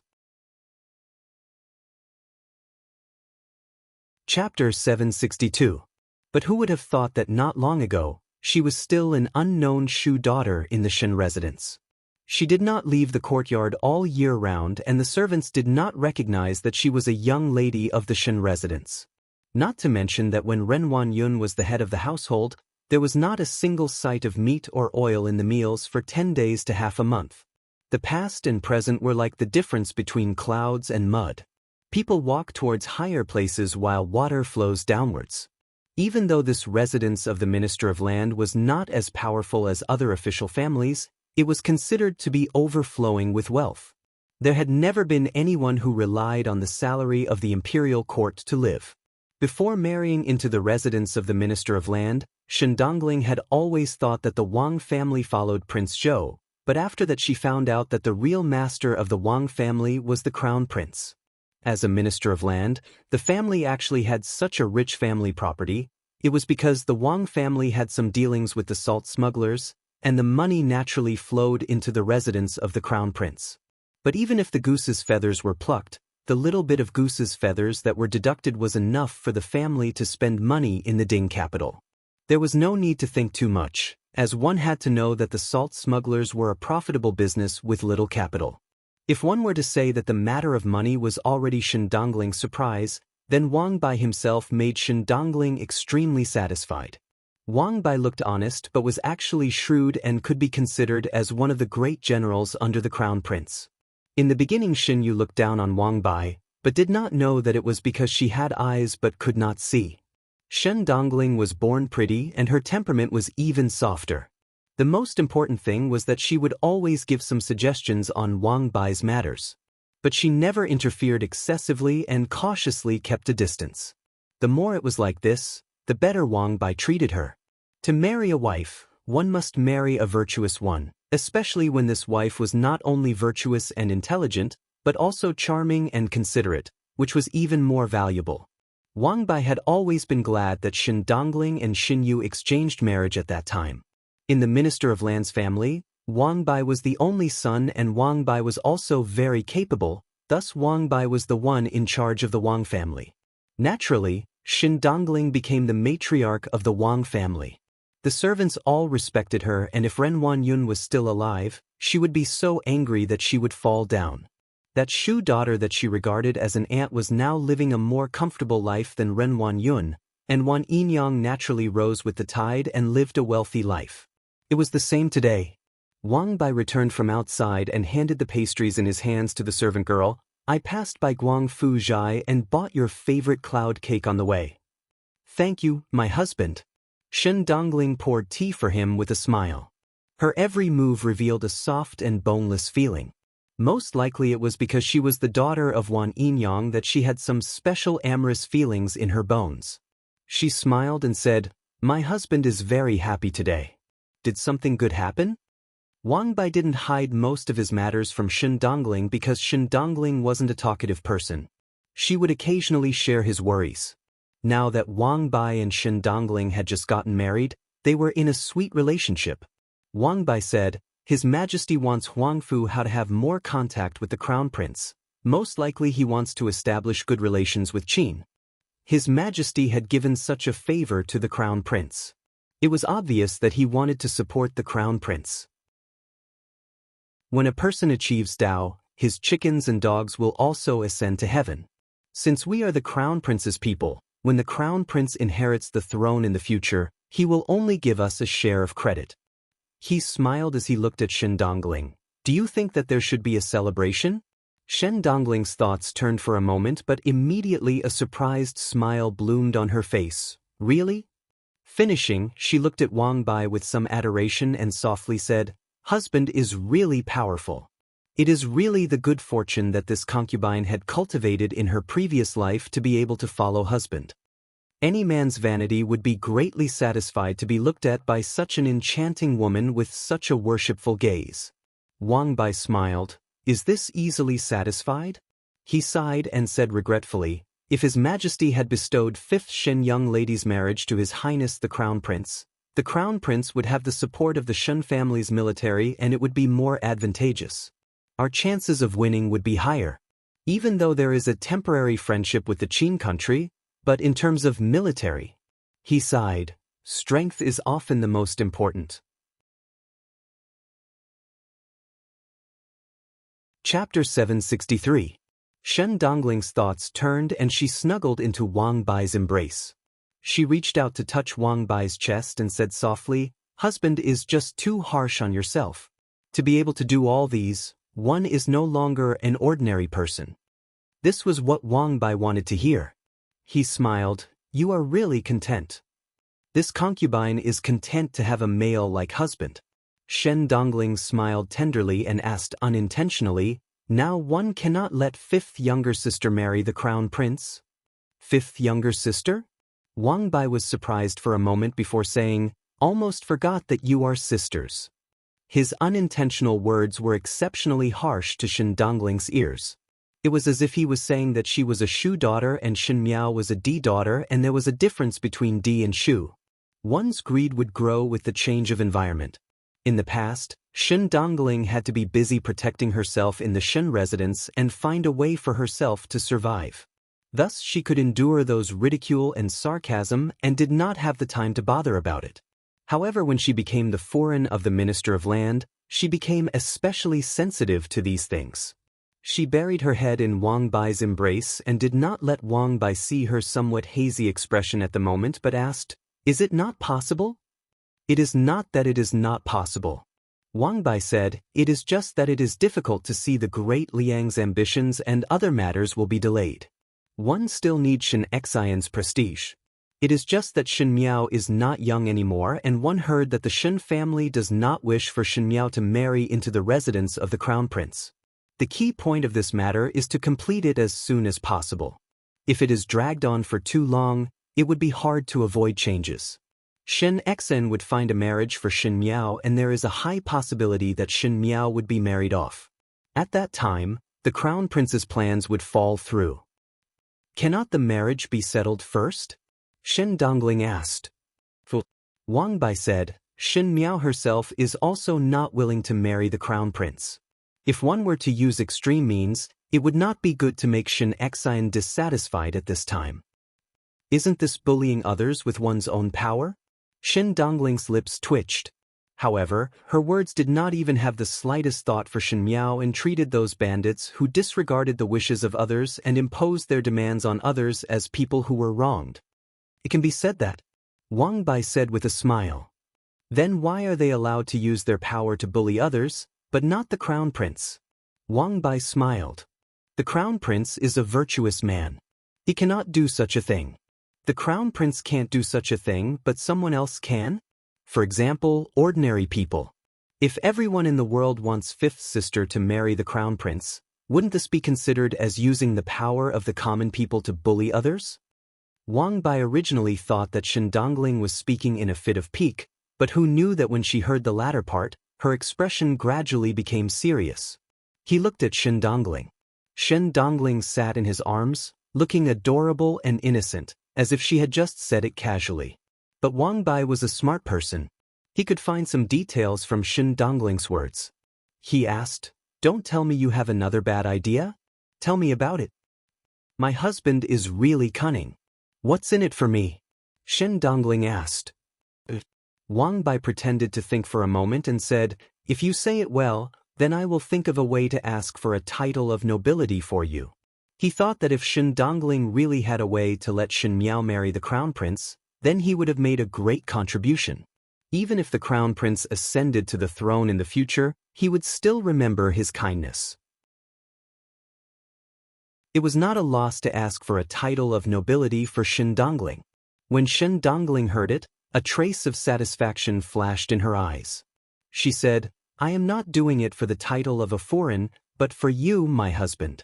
Whatever my husband wants to do, this concubine will naturally support it. If my husband wants to assist the future ruler, then this concubine, can only show her incompetence. She said wittily, which made Wang Bai's heart happy. Actually, this method is very simple. As long as the crown prince of the Qin country cooperates, it will be fine. She said. Chapter 764. This method is very simple. As long as the crown prince of the Qin kingdom cooperates, it will be fine. Shen Dongling said. When Wang Bai heard this, he asked, "What do you mean?"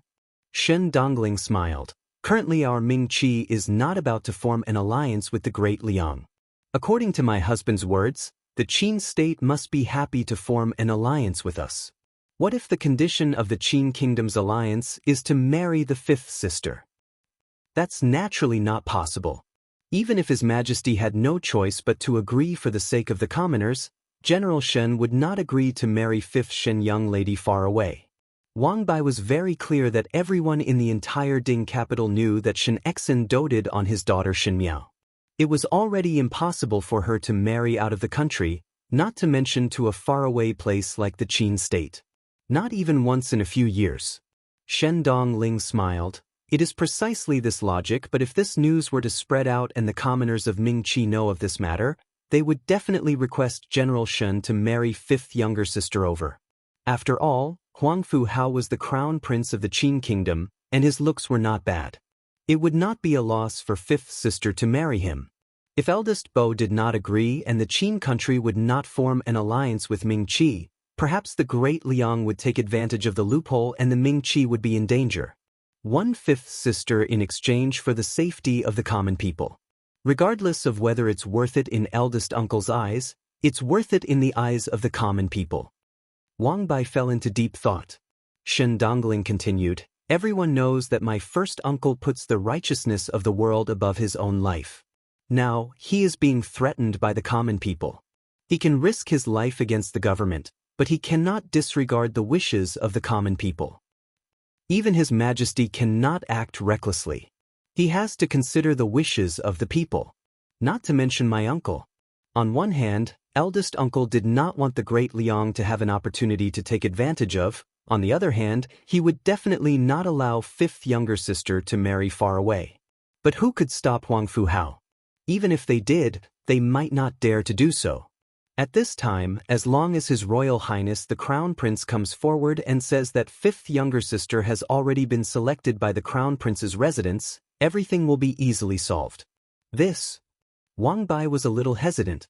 Shen Dongling continued to smile and said, Huangfu Hao cannot ignore the Crown Prince's face. Moreover, there were indeed rumors of this matter a few days ago. Huangfu Hao only needed to ask around and he would be able to find out. Compared to marrying Huangfu Hao and living far away in Qin, first uncle was naturally more willing for fifth younger sister to marry into the Crown Prince's residence, where he could look after her from time to time. The Crown Prince stepped forward bravely at this critical juncture. Eldest uncle will be grateful for the Crown Prince's kindness. Wang Bai's eyes lit up. He was astute to begin with, so he naturally discerned the merits of Shen Dongling's method, and he fell into deep contemplation. Shen Dongling did not finish her words. She wrapped one arm around Wang Bai's neck and said, but this play naturally needs Huangfu Hao and His Highness the Crown Prince to cooperate. Your Highness the Crown Prince can give Huangfu Hao some benefits, and Huangfu Hao will get it. Let's put on a show together, and let nature take its course. Wang Bai hugged Shen Dongling tightly and kissed her on the cheek. I never thought that I would marry a think tank. Shen Dongling lowered her head in shame. Don't tease me, my husband. I just thought of it suddenly. There must be many inappropriate parts, but my husband will definitely think of a way to make up for it. It is already not easy for you to think of all these. The more Wang Bai looked at Shen Dongling, the happier he felt. This time you have helped me a lot. Rest assured, when the matter is completed, I will definitely mention your contribution in front of the Crown Prince, and let our lineage to be awe-inspiring. Shen Dongling's heart was filled with disdain. When a man established a career, what they were most afraid of was that the credit would be shared by others, not to mention that she was a female. It would be strange if Wang Bai would mention her contribution, and it was just flowery words at this moment. Chapter 765. However, understanding was one thing, but Shen Dongling still pushed Wang Bai away and said anxiously, "My husband, please don't mention that this was concubine's idea. Who would scheme against his own sister for no reason?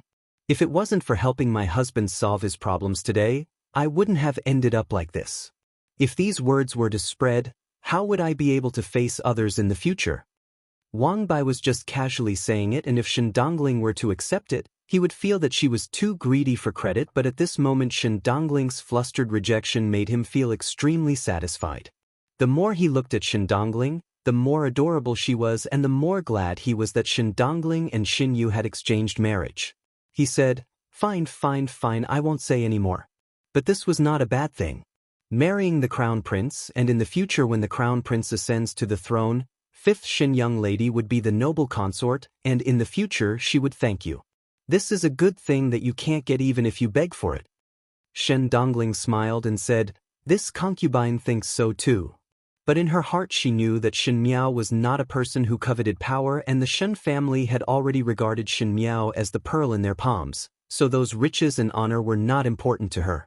From some aspects, Shen Miao was the same as Shen Xen, with a kind of stubbornness in their bones. For others, marrying the crown prince was a good thing. Even if they didn't want it before, they would be satisfied after a few days. But Shen Miao was different. If she took a wrong step, she could kill herself.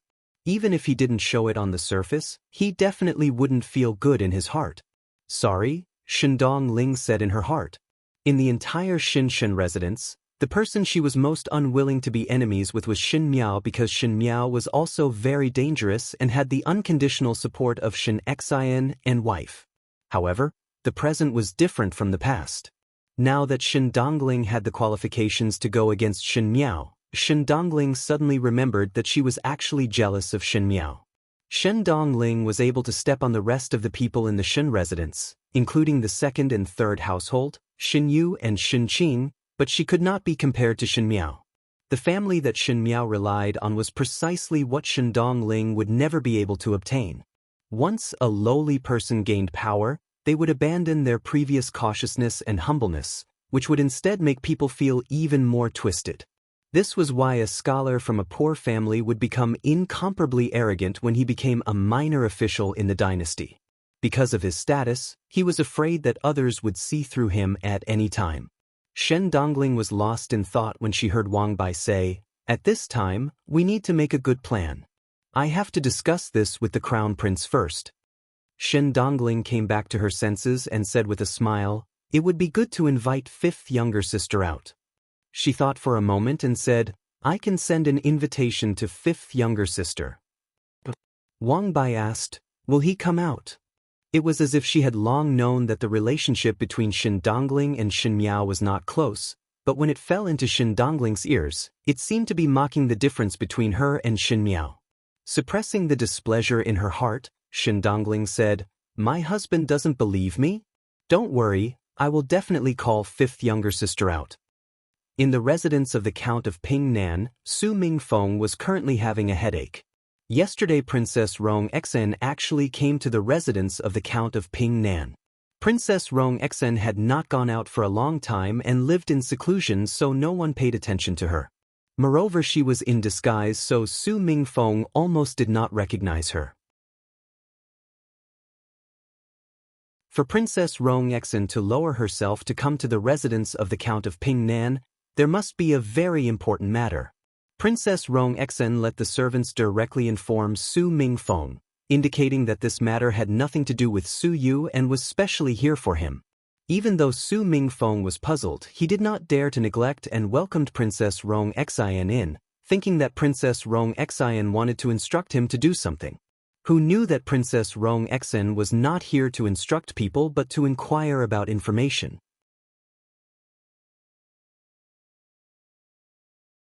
Chapter 766. And the news that she inquired about also made Su Mingfeng surprised. The news that Princess Rong Xian inquired about was about Xie Jingxing. Xie Jingxing died 2 years ago in the battlefield of the northern Jiang. Because everyone in the Ding capital knew that Xie Jingxing and Princess Rong Xan had a very good relationship, so after Xie Jingxing died, Princess Rong Xan fell into a serious illness. Since then, no one dared to mention Xie Jingxing in front of Princess Rong Xan, lest it made Princess Rong Xan remember the sad things. Who knew that now Princess Rong Xan took the initiative to ask about Su Mingfeng? Princess Rong Xan asked Su Mingfeng about Xie Jingxing's past matters and even beat around the bush to find out if Xie Jingxing had any secrets. Finally, she asked about Xie Jingxing's corpse.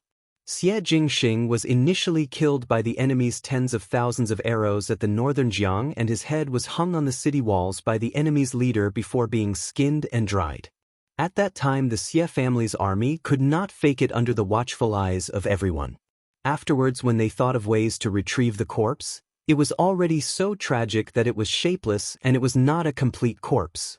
At that time, when Xie Ding saw Xie Jingxing's corpse, he fainted, and Princess Rong Xan was afraid that she could not take it and did not dare to look. It was Su Mingfeng, his childhood playmate, who sent Xie Jingxing on his last journey. Now that Princess Rong Xan came to ask Su Mingfeng if he was sure that the corpse was Xie Jingxing.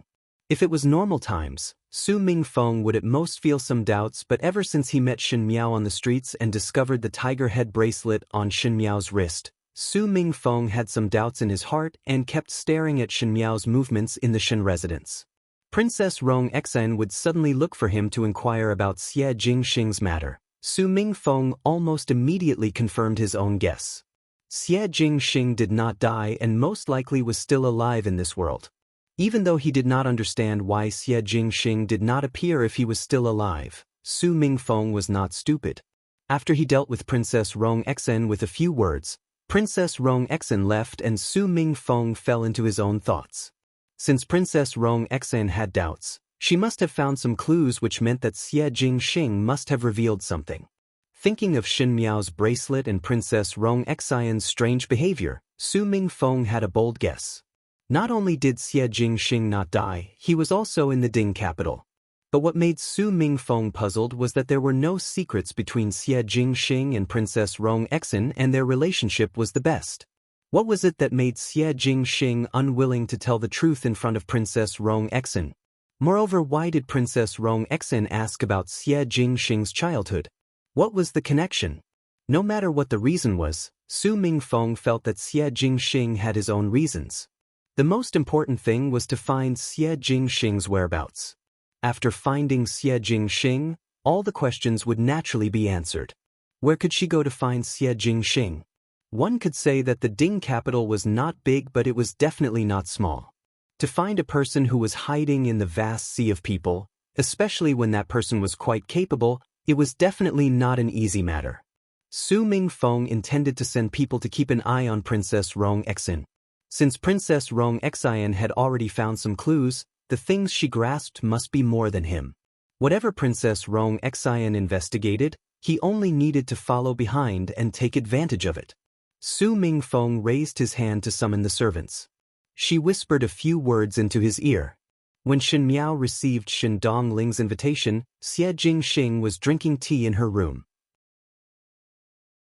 Ever since that night, Xie Jingxing had a justifiable reason to manage her matters. At first Shen Miao was not used to it, but later she got used to it. Anyway, Xie Jingxing's hands and eyes were everywhere, and even if she did not tell him, he would think of ways to find it himself. At the end it would still be the same ending. Xie Jingxing glanced at the invitation in her hands and said, "Shen Dongling?" Chapter 767. Most likely he is planning something. Shen Miao said, "Inviting me to taste the incense." She was startled for a moment before smiling. Since the incense is out, it seems that the foundation of the Minister of Land's residence is not bad. Tasting tea and wine were generally very standard, but tasting the incense was different. A good piece of incense was worth 1,000 gold, and it would be gone once it was burned.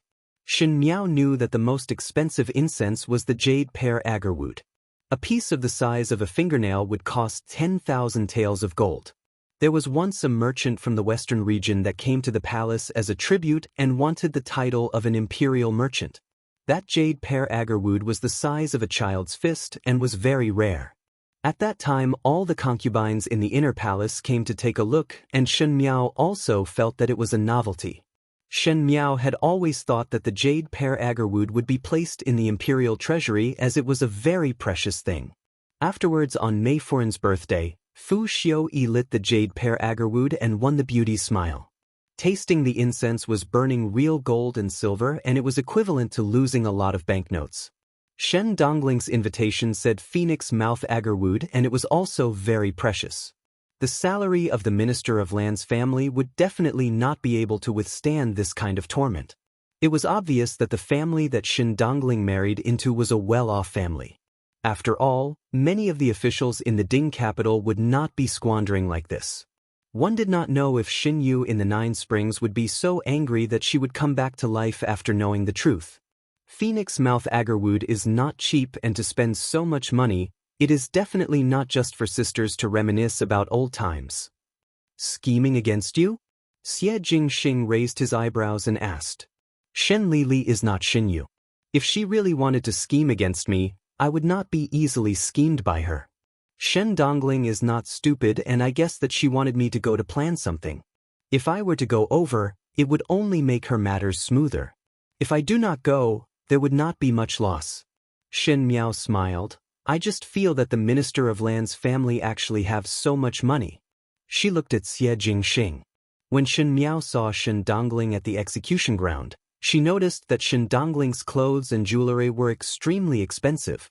No matter how much Wang Bai doted on her, it was not rational to exceed what the Wang family could afford.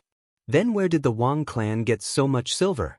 Xie Jingxing caught a glimpse of Shen Miao's eyes and tactfully continued. The Wang family is the Crown Prince's people, and the Crown Prince has some relations with the salt smugglers. Wang Bai is the middleman. Shen Miao was suddenly enlightened. No wonder, selling illicit salt was a highly profitable business, and even if it was just a small change, it was enough to make one envious. No wonder the Wang family could burn incense. As such, Shen Miao somewhat understood where Shen Dongling's confidence came from.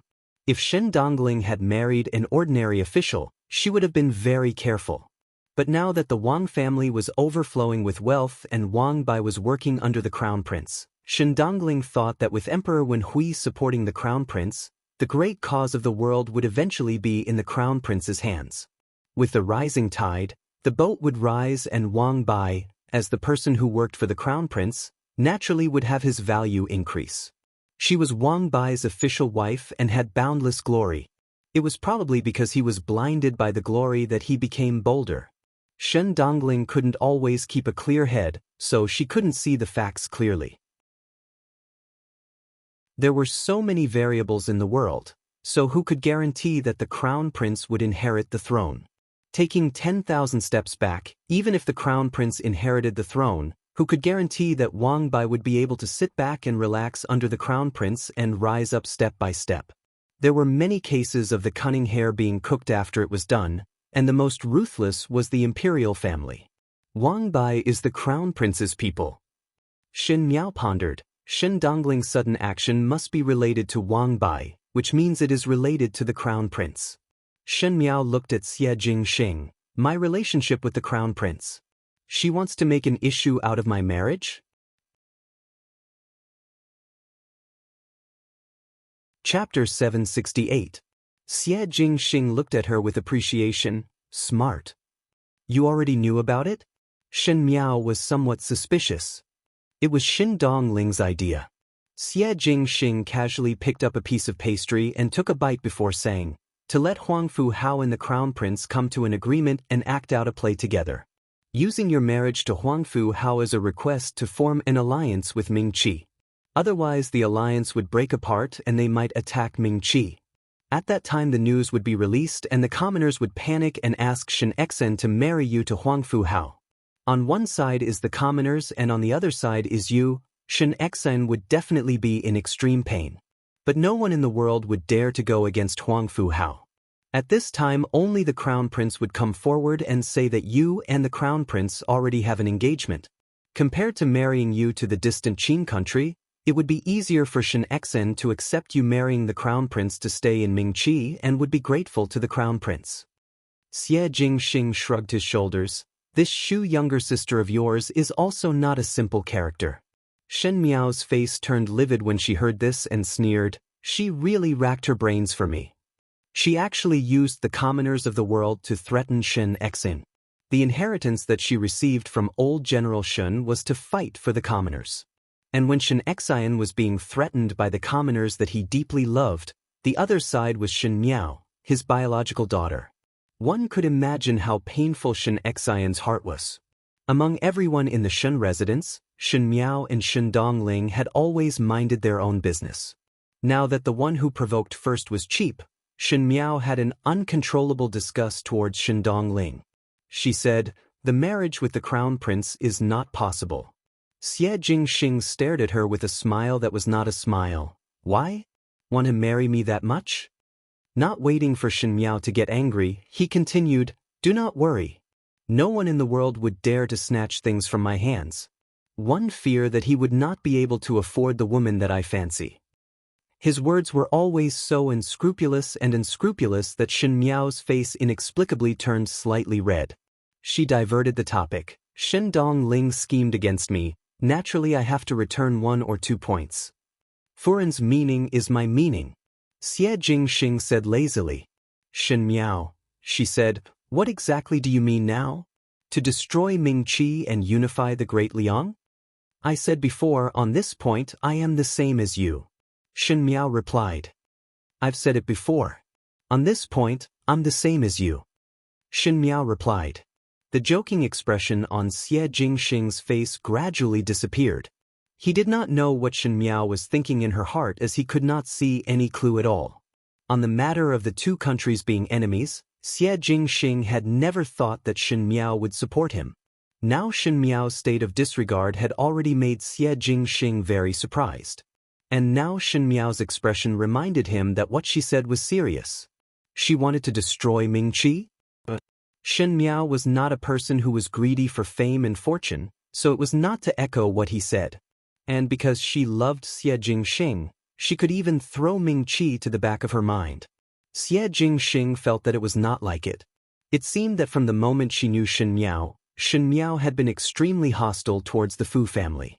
Of course, this was because the Fu family also wanted to suppress the Shen family, but Shen Miao was an unmarried girl. How would she know about these things?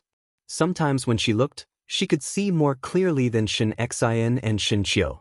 She had always stood in front of the Shen family with a protective attitude, as if she had long expected what would happen. The closer one was to Shen Miao, the more one discovered that there were many mysteries about Shen Miao. But these actions, even the Feng Xian pawnshop could not find out the reason. It really made one suspicious. He hesitated for a moment before asking, "Do not like Mingqi?"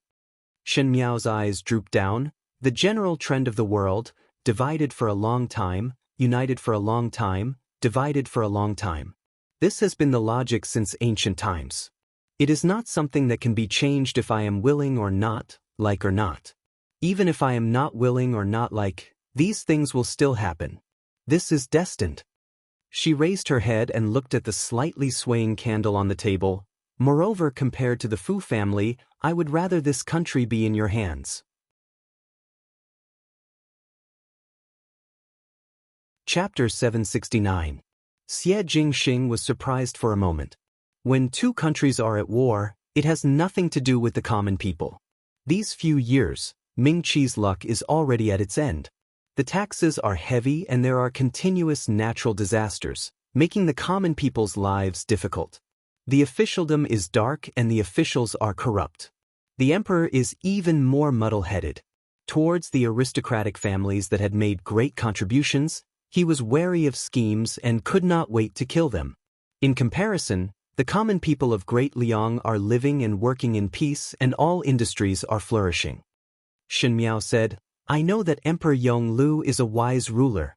At the beginning when he attacked other small countries, there were people of other small countries that opened the city gates to welcome him. Isn't it because of this reason?" Xie Jingxing looked deeply at Shen Miao and there was an indescribable feeling in his heart. Everyone said that females were the most short-sighted and short-sighted, only able to see the front and not the bigger picture. Little did they know that it was just that they had not encountered it before. Xie Jingxing had seen the most broad-sighted and knowledgeable female was his imperial sister-in-law, Emperor Yongli's wife, Empress Xianda. But Empress Xianda was from a historian's family and had a strong memory and was also the ruler of the 6 palaces. Shen Miao was only 16 years old and the furthest place she had been to was the Shaochun city. 2 years ago, she was even called a love-struck idiot. But Shen Miao's words about the current situation could not be compared to most of Emperor Yongli's aides. She did not see herself as a person of a certain country, but stood at the height of history and calmly followed the law, just like following the changes of the 4 seasons. There were not many people in the world who could see so clearly, but this person was sitting in front of him. Xie Jingxing suddenly felt somewhat fortunate.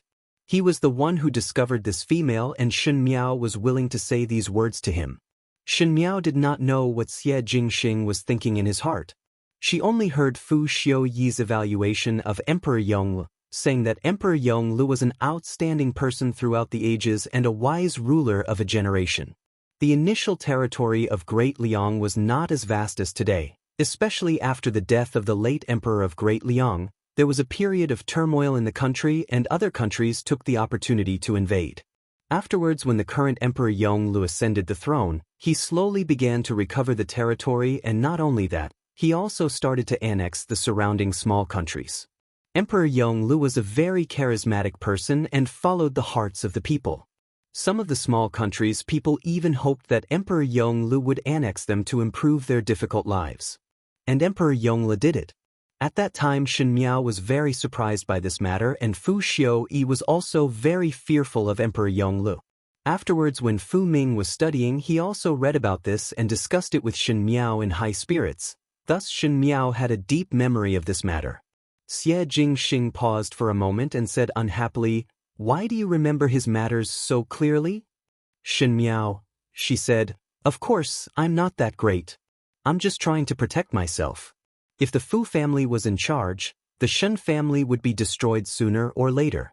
If the monarch was heartless, the officials naturally had no need to uphold morality and justice. Isn't that right? Then how do you know that Emperor Yongle would not be the second emperor when Hui and would not take action against the Shen family?" Xie Jingxing asked. One heard that Emperor Yongle has a general surnamed Li by his side, and his experience was similar to the Shen family, but the Li family was treated with courtesy by Emperor Yongle. The Shen family's military strength is not as good as that General Li, so there is no need to worry. Shen Miao thought in her heart that at least in her previous lifetime before she died, this General Li's family lived very well. Xie Jingxing was startled. "How do you know that there is a General Li?" Shen Miao's heart moved.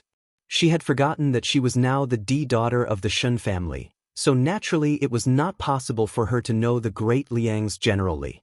But she still had to cover up a few words. "This General Li is very famous, so it is not strange that Ming Qi knows of him." "Very famous?" Xie Jingxing frowned. "More famous than me?" Shen Miao was determined not to say these words to him and said, "Let's not talk about these. Since one must deal with Ming Qi at the end, naturally one cannot let the Qin country and Ming Qi form an alliance. If it is so, it would be somewhat troublesome for the Great Liang to deal with. You staying in my Ding capital and not leaving, is it not to break up their alliance?" Xie Jingxing smiled gently, "Following one's husband when one marries. You are very thoughtful for me." Shen Miao ignored the parts of his words that should not be heard and said, "There is a good way to break up their alliance. Just see if you can do it or not." Xie Jingxing's lips hooked up. "Tell me about it." "Killing, stealing, framing and slandering." She smiled gently and dignified. "It is best that there is no evidence when dead." Chapter 770. The days seemed to be exceptionally calm, but no one knew if there were any plans hidden under the calmness. Everyone in the residence of Prince Ding was in danger these few days, especially the few advisors that Fu Xiuyi valued, and they were very careful when they did things. It was because a few days ago Pei Lang, whom Fu Xiuyi valued the most, was arrested and locked up in the private prison. Everyone was not clear about the specific reason, but there were some servants who were in the know that it was because Pei Lang was a spy sent by Fu Xiaoyi's opponent. Before this, no one could deny Pei Lang's talent. Even though the guests were jealous that Fu Xiaoyi valued him highly, but Pei Lang had indeed solved a lot of problems for Fu Xiaoyi in these 2 years. Fu Xiaoyi said that he would capture him. Not to mention whether this matter was true or not, but the night before he was captured, Pei Lang and Fu Xiaoyi were playing chess and drinking tea together, looking like a ruler and official in harmony.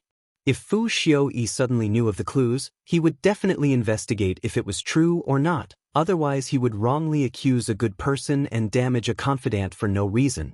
But Fu Xiaoyi was so decisive that it could only mean that he had long suspected Pei Lang. To be able to be this intimate even after having doubts, this Prince Ding was not a simple person. No matter if it was to punish the chicken to warn the monkey, the advisors were much more respectful when they faced Fu Xiaoyi. However, Fu Xiaoyi's days were not as comfortable as other people thought, and he also had some doubts about some things. He sent people to keep an eye on Princess Rong Xian's residence and at the end learned that Princess Rong Xian actually disguised herself and went to Pingnan Count residence to look for Su Mingfeng. Even though he did not know what they talked about and did not know why Princess Rong Xian was there, Fu Xiaoyi thought that there was definitely something fishy about it. Princess Rong Xian lived in seclusion and did not even have a close relationship with Emperor Wenhui. If there was anything, it would be the early years when Princess Yuqing and Princess Rong Xian were close. But Princess Yuqing had died for many years and Princess Yuqing's son, Xie Jingxing, was close to Princess Rong Xian, but Xie Jingxing had already died in the northern Jiang battlefield 2 years ago. There was no friendship between Pingnan Count residence and Princess Rong Xian. Fu Xiaoyi racked his brains to think of the connection between Princess Rong Xian and the southern Count residence, but no matter how he searched, he could not find any valuable clues. What made Fu Xiaoyi puzzled was why Princess Rong Xian did not look for the Count of Pingnan, Su Yu, but only Su Mingfeng. Su Mingfeng had long left his official career, and for official matters, Su Mingfeng could not help at all. If it was for private matters, did Su Mingfeng privately know Princess Rong Xian? Su Mingfeng. Fu Xiaoyi was chewing on this name when he was suddenly surprised. Su Mingfeng's name was well known by many people in the Ding capital. It was not only because he was outstanding and talented, nor was it because it was a pity that he had to retire from the official path due to a serious illness when his career was just right, but it was because he was Xie Jingxing's childhood friend. There was once someone who did not understand why Su Mingfeng would mix around with Xie Jingxing, that playful and mischievous brat, all day long when Su Mingfeng looked at this upright and awe-inspiring youth. But the residents of the Marquis of Lin and the residents of the Count of Pingnan were old friends, so it was understandable to say that their relationship was good. As if he had found some clues, Fu Xiaoyi's thoughts were suddenly connected. Su Mingfeng was Xie Jingxing's childhood friend, and Princess Ming'an was Xie Jingxing's Imu. If Princess Ming'an privately went to look for Su Mingfeng, they would most likely talk about Xie Jingxing. But was Xie Jingxing not dead? Why would Princess Ming'an suddenly go and ask about a dead person? If it was in the past, everyone would not dare to mention a single word about Xie Jingxing in front of Princess Ming'an, as they were afraid of poking into Princess Ming'an's sore spot. Princess Ming'an took the initiative to ask. Could it be that Xie Jingxing was not dead? Fu Xiaoyi jumped in shock at his own sudden guess, but quickly denied it. He had personally seen the secret report on Xie Jingxing's death, so there would not be any mistake. Not to mention that under the watchful eyes of the public, it was impossible to replace the beam with the pillar.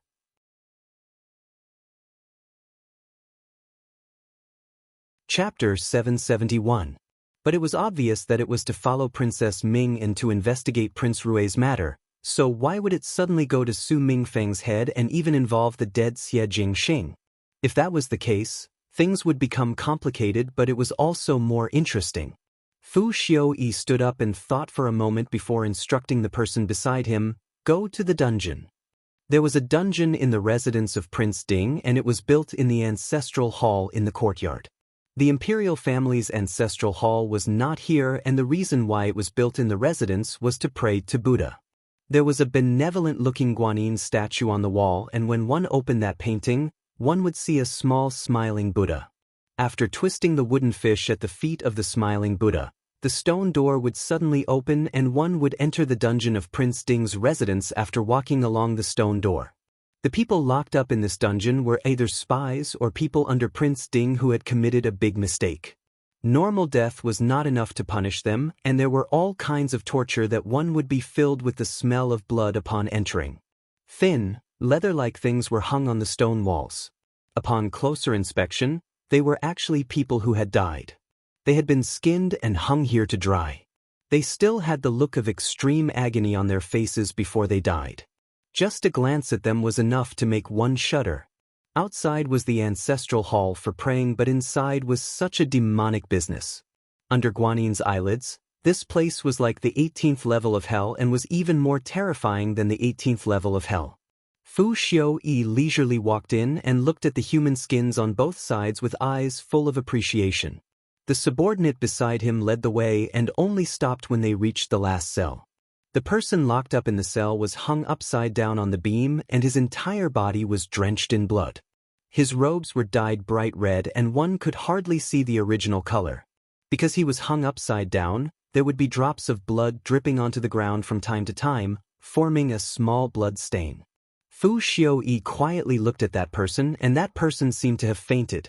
He gave a look to the person beside him and immediately someone brought a bucket of chilly water and poured it on the person in the cell. That person quivered and his entire body could not help but tremble, as if he was in so much pain that he could not speak and was suffering great pain. Fu Xiaoyi smiled and went forward. Is teacher used to it? The chilly water stung the wound, but it also washed away the bloodstains on the prisoner's face, revealing a proud face. It was Pei Lang. Pei Lang smiled and replied with a trembling voice, "Thanks to your highness, I'm doing well.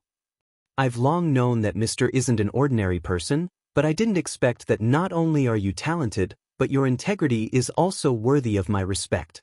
Otherwise, why would the Shen family send you here?" Fu Xiaoyi sighed. It was said that the soldiers that Shen Xen leads are all valiant and teacher is a scholar, but one's bones are so hard. This one would also like to know how General Shen trains people. Pei Lang gasped for breath and said with a smile, "This subordinate has no relationship with General Shen. It's already been a few days, but you're still so persistent." Fu Xiaoyi said, "Even though the moral integrity is commendable, at the end it gives one a headache and one has no choice but to specially prepare some unusual games for gentlemen." Pei Lang only smiled and said nothing.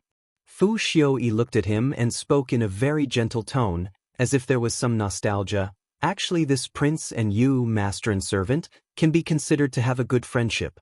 Your talent is like the rain, and this inn also appreciates it. This prince is soft-hearted and is willing to give you a chance. After atoning for your crimes, it will be as if nothing happened in the past. This prince will still be the same as you in the past. This prince will address you as teacher and you are this prince's most capable think tank." He got closer to Pei Lang and almost coaxed, "As long as you tell this prince what secret the Shen family has and what is the purpose of you being sent to this inn. How about 2 sentences in exchange for a chance?" You're tuning in to the Passion Pages YouTube channel. We're so grateful for your support and don't forget to subscribe to join us on this incredible journey through captivating stories. Your generosity through donations truly makes a world of difference, as it's the primary source of revenue that allows me to expand and enhance this channel for you. Thank you from the bottom of my heart for being a part of this adventure.